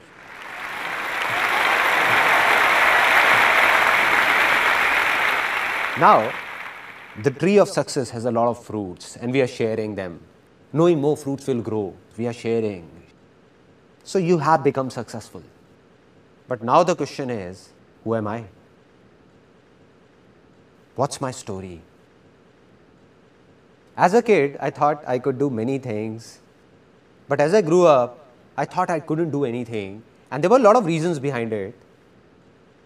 Out of which the biggest reason was that when I was in 10th standard, some major problems hit our family. My dad had a business of aluminium from 20 years in partnership with someone that closed down overnight, because of which our financial condition became critical. We had no clue what will happen now. Nobody had a clue. And my father went into a bit of depression as well. And there was a strange atmosphere in the house. Everybody was worried, what will happen now? I was studying, what could I do? Now there are two things that happen in these kind of situations. One, there are families that break apart, fall apart, they start fighting within themselves. And two, there are families that come together. Our family chose the second one. Me, my mother, my younger sister, we all came together and said, this is not only my father's problem, but our problem. And we will find a way out. We will do something, something will happen. So now I wanted to do something, but believed that I can't do anything because my land was infertile. So we tried a lot of things, like we did a business in which my mother used to pack handmade sweets and I used to go and give those boxes to people, and I took those sweets here and there, distribute pamphlets in my friends and relatives everywhere, but that didn't work and closed down. After that, we opened up a telephone booth, Photostate, STD, PCO. My mother used to run it. At times, I also went there to help her.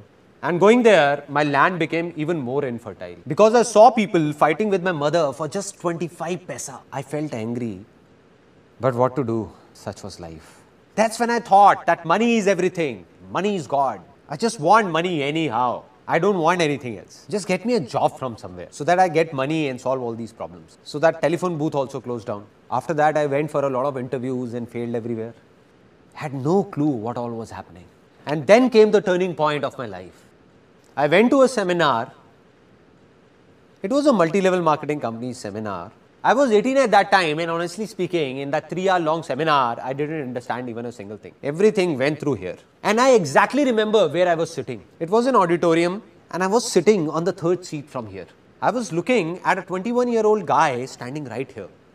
Till the time he kept talking, nothing entered my mind, everything bounced off. But then he said something in the end. He said, I'm 21 years old, and I'm earning 200,000 rupees a month. What they had done was, had got a big photocopy of that check and was showing it on stage, and I was counting zeros sitting there. 1, 2, 3, 4, 5. And I was thinking that this guy is actually earning big. 200,000 rupees a month. I was shocked. My mind blew off because I had seen that even to reach a level of 10 to 15,000 rupees takes years. And here's a guy who is just like me, who earns 200,000 rupees a month. And that was that 1 second. It was that 1 second of my life. Something in me shouted out that if this guy can do it, who looks just like me, then why can't I do it? Am I from a different planet or what? Why can't I do it? If it's easy for him, then it's easy for me as well. I can also do it. Can do it. And the moment these two words entered my life, the moment I believed that everything is easy, changes started happening inside me. From what I used to say, it's difficult, nothing can be done, bad timing, don't know what will happen. I started saying, you see what I do now. We'll get 200,000 rupees checks like this. We'll start my own companies. You just wait and watch. You don't know what's going to happen. And everyone started saying that Sandeep has gone crazy. Now, this is a very interesting point. Whenever people start saying you have gone crazy, it's an indication that you are on the right track.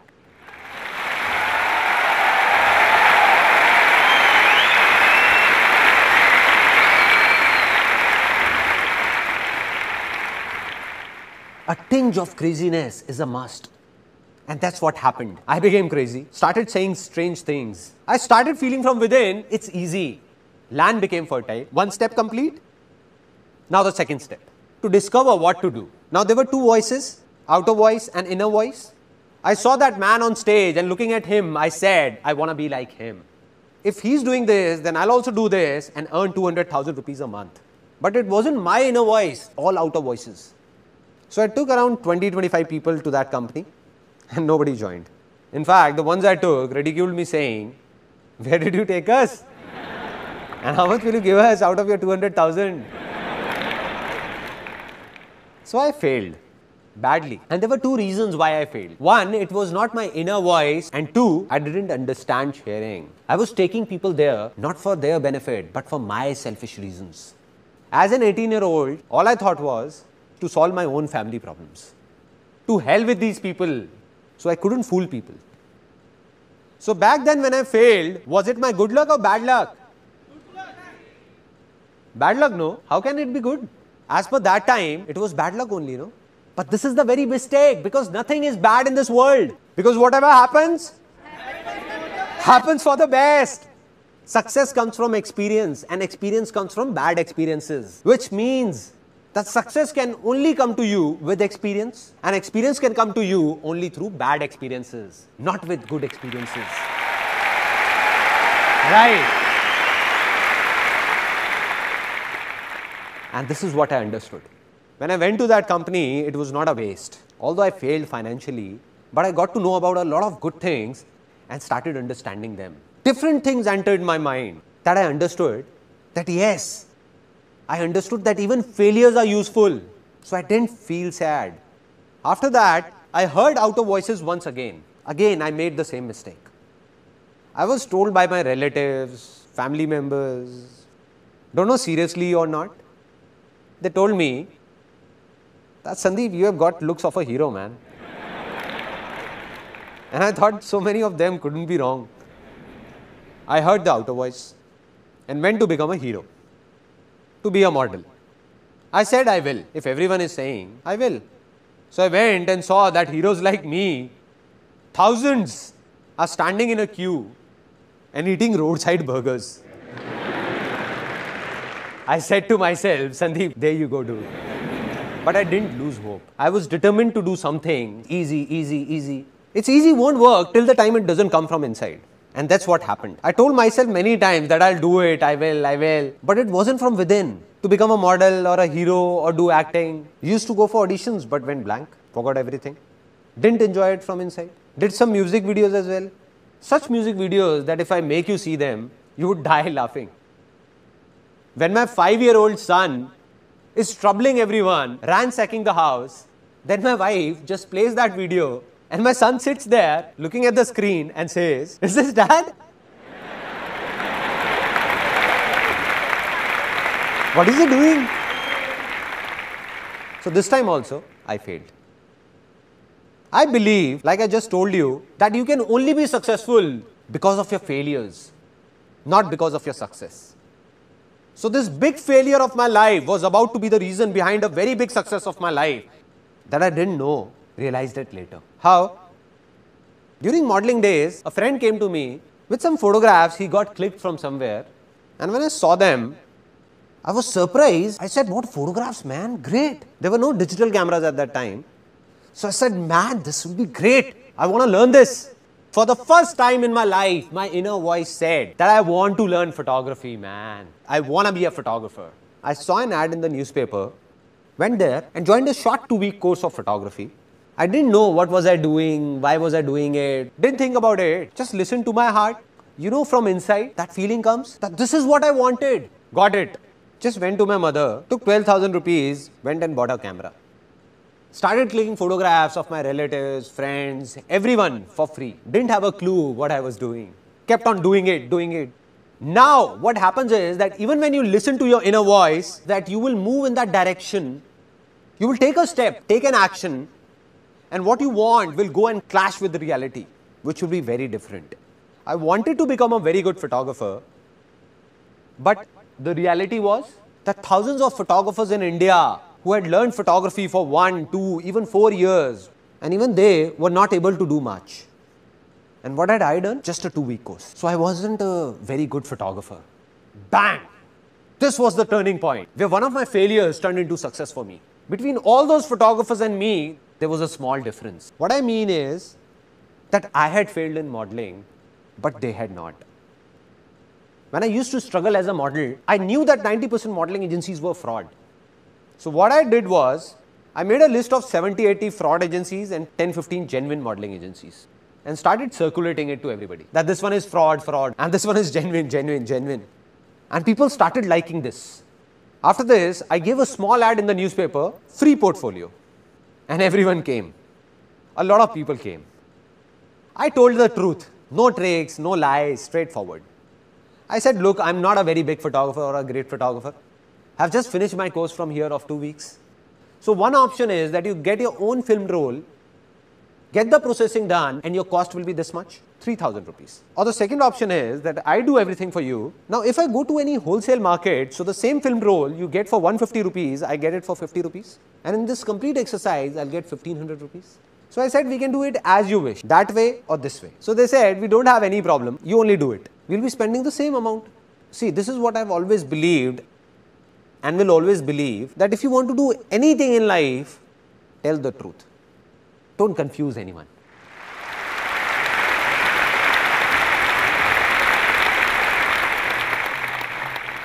And people came. I still remember that I had spent 4,800 rupees on that first ad, because of which 7 or 8 people got their portfolios done from me, and the first income of my life, 15 to 20,000 rupees came from here. This was the first success of my life.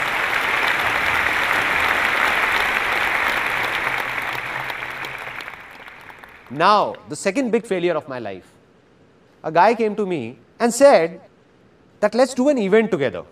Let's do a New Year party. They're in fashion these days. Everybody's doing it. Now my inner voice said that I wanted to do an event for a long time. I said, okay, I'll do it with you. No worries. It's just that I don't have the money on me. He said, you don't worry about the money. I'll take care of that. You just execute it. I said, okay, it's a deal. I'll work for a month, organize the party and do everything.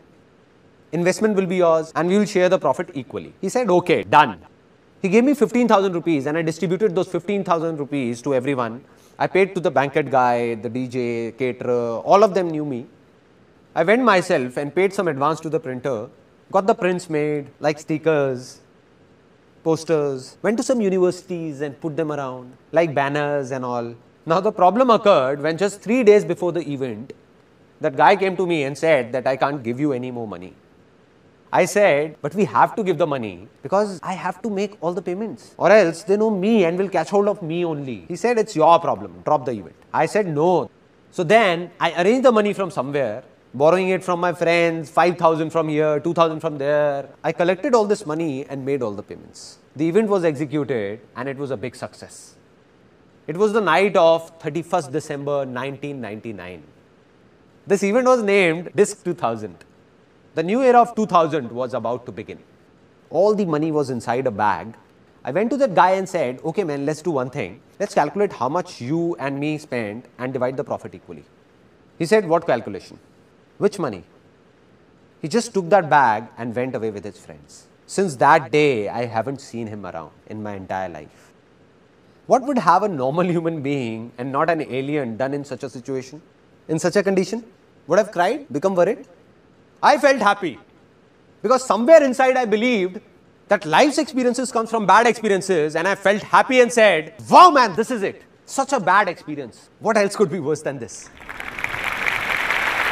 I felt happy. And my mother, who is sitting here, would remember when I came back home at 1:30, I put the music on full volume in my room, on full volume, and started dancing alone. Dancing. My parents came in and said, what's up son? Seems like your event was a hit. I said, don't ask how big a hit. Just don't ask. And when I told them that this is what happened, I got a lecture for 30 minutes. They said, you are very innocent, dumb.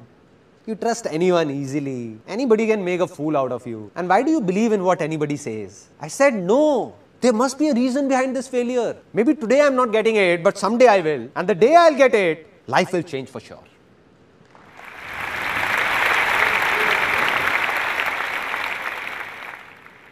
One year passed by, 2 years passed by, I didn't get it.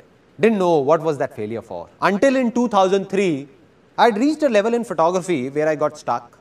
The problem was that in photography, it's not only the work but the name that sells. It means that no matter how good I was, but because I didn't have a name, so all those people who got their photos clicked by me were rejected by modeling agencies saying, what trash. What an amateur shoot. Who is this Sandeep Maheshwari? Lives in a cave or what? From where is he? Get yourself clicked from a good photographer. So they used to come back to me saying, what have you done? What a bad shoot. Here, have a look. So I said, I have to make a name somehow. How to do it? I don't know. But I believed it's easy. An idea came from somewhere to make a world record in photography. I went to Limca Book of Records, met the chief editor, and I remember I was sitting, me this side, and she on that side of the table. I had already taken an appointment. She said, yeah, tell me. I said that I want to make a world record in photography. She said, okay, so what have you thought of? I said, you tell me what needs to be done. Because somehow I managed to reach there, they could not throw me out. So she said that, look, it's not that easy. You have to do a lot of things. So it has to be something very big. I asked, like? She said, there are two options. Either you make India's record or world record. I said, forget about India. Tell me about the world record. How will I make it? So, she narrated a list to me. She told me what all is needed. At least 10,000 photographs need to be clicked. No two photographs should look similar. All should be different. Our moderators will be present there. A minimum of 100 models need to be hired, and this must be done within 12 hours. And after that, when the film rolls will be made, we will check the contact sheets, and if everything is okay, then your name will come in Limca Book of Records. You will get the certificate. I said, okay. Anything else? It will be done. I gave her a date saying that on this date of the next month, this world record will be made. I had no clue what will I do. As I was leaving her office, she said, Sandeep, just 1 second. I said, yes, ma'am. She said, I recommend you to hire an event management company for this. The moment she said an event management company, tuck. I said, madam, here is an event management company in front of you, Disk 2000. So that big failure of my life was about to turn into a big success. And from there I got the confidence that I will make the world record. And when I told my friends about it, they said, what are you saying, man? You will create a world record? You will hire an event management company? Spend 300,000-400,000 rupees? I said, no event management company. I'll do it myself. They said, okay, models. You need 100 models. And one model will charge at least 5,000 rupees. Do you have that much of money, 500,000 rupees to give to the models? I said, I don't even have 10,000 rupees. I don't know how or what will I do. I don't have it. But I said, this world record will be made. They said, no. I said, yes, it will happen. I kept saying, it will, it will, it will. And when we ask from within, we get answers. And I got the answer. A model was sitting in front of me. It was a very interesting moment. He said, I don't have this much money for the portfolio, but I can give you 500 rupees. I said, no issues. No issues, my inner voice said. I said, I'm making my world record and you just give me 500 rupees. Your photos will be clicked. My world record will be made and you will get a portfolio in just 500 rupees. Any problems? He said, no problem. I spread this message across. People queued up after that. Somebody is making a portfolio in just 500 rupees. A portfolio otherwise made in 30,000 rupees is being done in just 500. A total of 122 models came. More than 10,000 photographs were clicked in 10 hours and 44 minutes. No two shots were similar. The whole event was managed by me, and at the end of the day, my world record was made.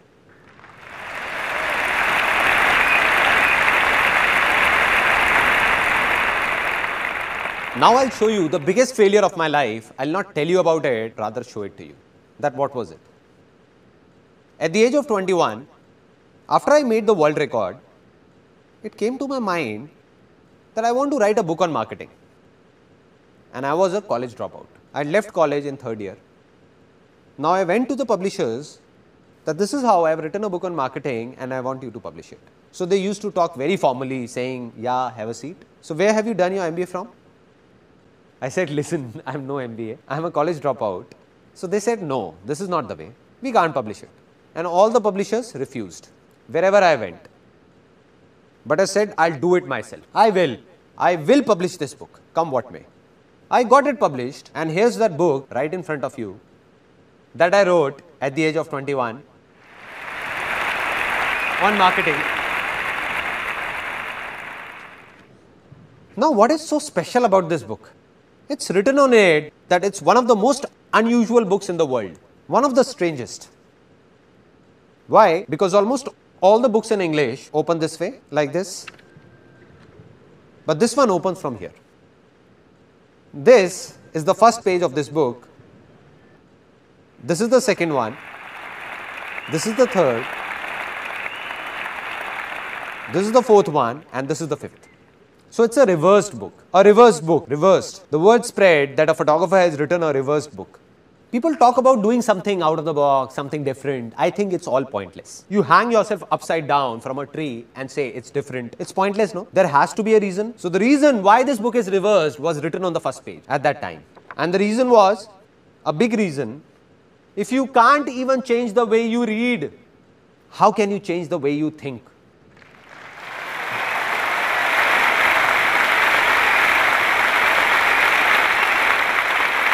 That is, if you can't even change the simplest of your habits, how will you change your life? Just leave it.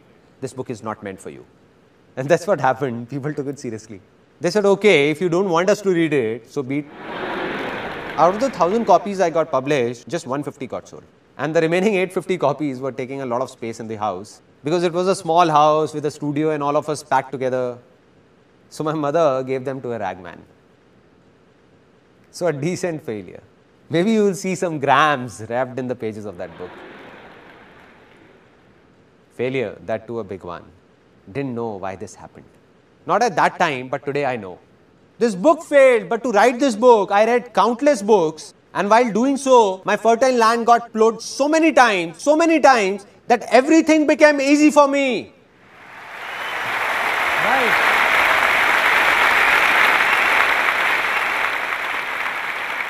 So today, everything I am is because of my failures. Now, final points. That from where did the biggest success of my life come? In the world of modeling, we were the only agency that got a declaration signed from people that said, there is no guarantee of work. We will make your portfolio, give it to the agencies. If you are lucky, you will get work or else not. And being truthful and honest, we became one of the biggest agencies of Delhi. Though we tried to click the best of photos, but the models still didn't get any work in the market. So my inner voice said, I must do something for these models, something. What? I don't know. Not to take money from them, but to solve their problems somehow. And when the question came, it was answered. An ad agency guy came and said that I don't have time. We will scan this photograph only and print it in the ad. Do you have any problem? I said, why would I have a problem? I called up the model and said, do you have a problem? He said, what are you saying, sir? What problem? What else can I ask for? That if my photograph comes in a newspaper or an ad, the photo got printed, that model was happy, I was happy, and ad agency was happy. And this was that turning point of my life.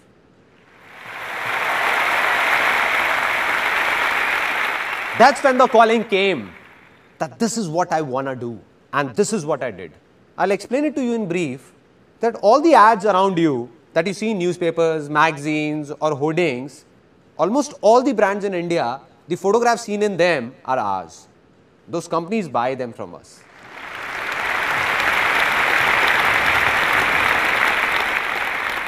So today, in the given situation, if you ask me that what's success for me, then here is a simple answer to it in a few things, because success is not just limited to one thing, but many things in life, various aspects of life. So one of my aspects, that this company Images Bazaar was started to do something good for those models 6 years ago. In 2006, when this company started, I swore that from that very day, I'll not even take a single penny from any model, but will pay them instead. And till date, thousands of models have worked with us, and not even one of them can say that we have taken a single penny from him or her. Rather, we have paid them. This is success for me. This is success for me. And this is the reason our company has no investors and will never have one, because investors won't be able to understand all this. What will they say? They will say, you are crazy. Being such a famous production house of India, one of the biggest, doing so many shoots, and that too genuine. If you ask the models to pay you 50,000 rupees, they will not even ask why and put the amount on your table. But we will not take it. Not today, not ever, never. Secondly, what is success for me? I narrated an incident of that female whom I told to leave. The one who asked for 10,000 rupees, I gave her 8,000 rupees and then told her to leave. When I got stuck, that day I decided that from today onwards, if I hire anyone, then I'll never tell the person to leave. Never. They can go by themselves if they want to, but I'll never ask them to leave. 8 years, 10 years, 12 years, 14 years, everybody is still there. In our company, faces don't change. All are still there. So success for me is to share everything with my employees and do all that I can do and go beyond any limit to keep them happy. Any limit. This is success for me.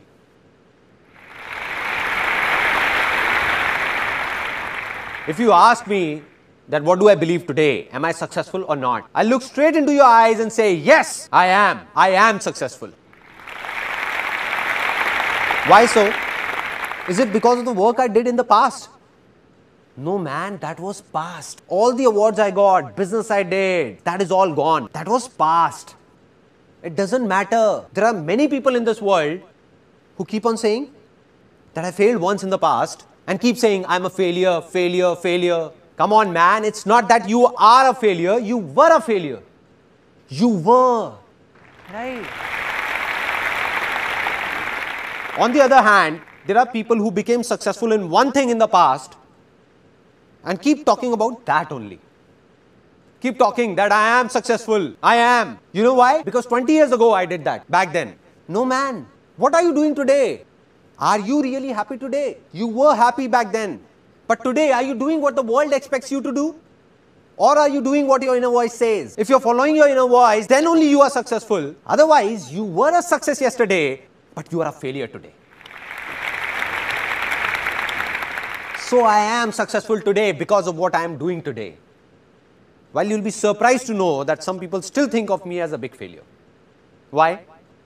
I'm doing so many good things. Business is good, everything is good. Those people who were running in a race with me, and everybody believed that Sandeep Maheshwari will become the biggest entrepreneur of India. But I stopped running. I said, continue. I'm not in this race. So as per them, all this I'm doing today is out of their comprehension. But I'm a failure for them and it doesn't make a difference to me. To hell with them. It doesn't matter whether someone praises me or abuses me. It's all temporary. Today you all are praising me because you're feeling good. But tomorrow in media, if you read something negative about me, then you'll be the ones abusing me, cursing me. You only will be saying, what man, what a cheap fellow. So will I be a failure then? So will I be saying that I'm a failure? So I'm not successful because some people think that I'm a success. Or some people think I'm a failure. I am successful because I believe that I am a success.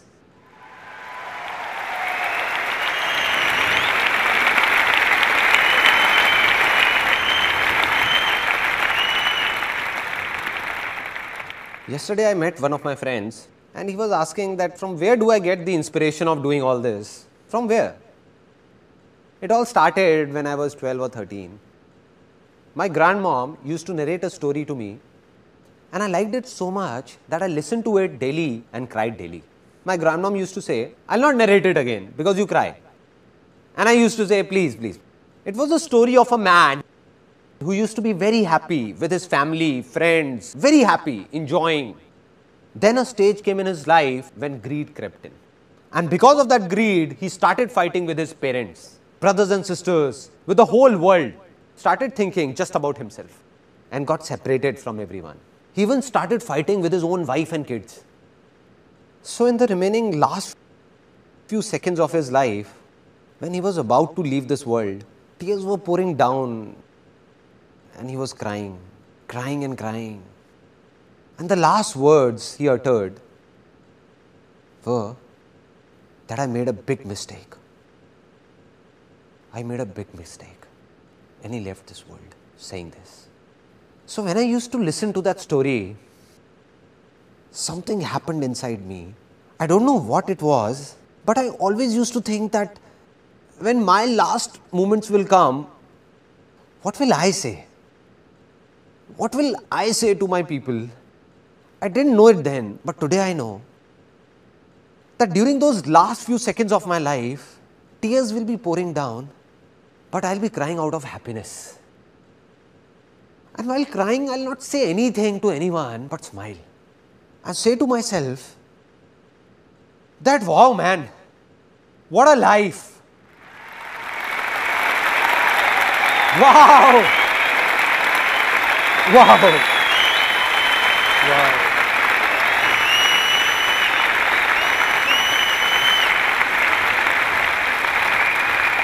This is life. This is life. I did it. Saying this within me only, not saying anything to anyone. No regrets whatsoever. Now, the final moment of this seminar. I told you in the beginning of this seminar that I don't want anything from you and will never talk about my benefit. I lied to you. I'll ask for something. Won't let you go like this. I'm going to ask for something. So I'm going to ask for something from you from the bottom of my heart. If possible, give it, or else don't.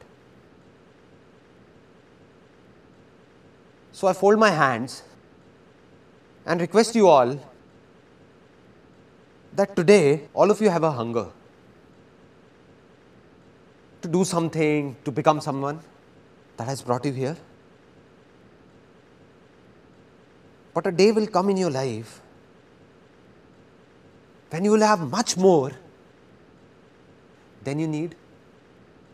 That day, if you find someone with a hunger, just be of a little help to that person. That's it.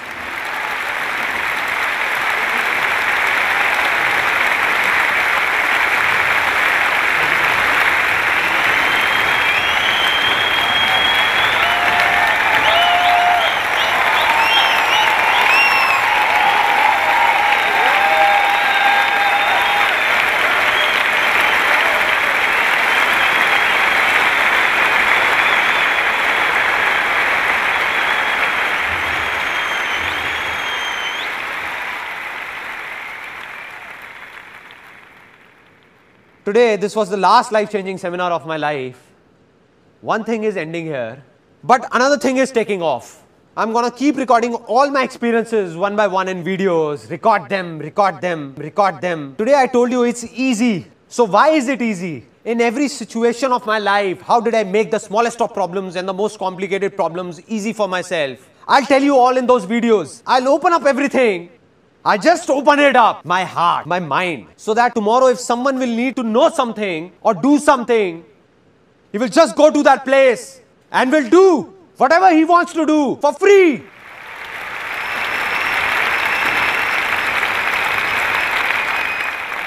And I'll go from this world, but millions like me will come forward. Millions out of you only. Millions like me, where I am standing, right here, someone else will be here, some other crazy fellow, someone else will be doing something like this, and this world will change. This world will change.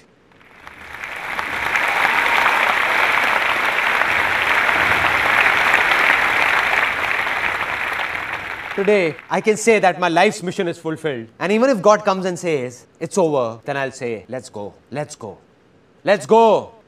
Anyway you say, I did what I wanted to do, did it.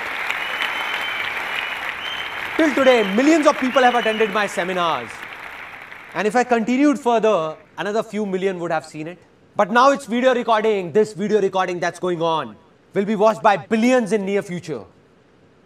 Out of them, a few people will be there whose conscience will call out, not from here, but from here. That I have to share with those people who need me. And the day this happens,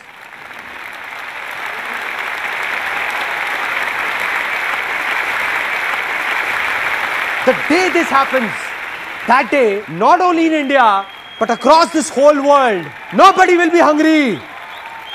Nobody will be hungry. This world will change. Because this is also easy. It's easy. It's easy. This world will change. Will change.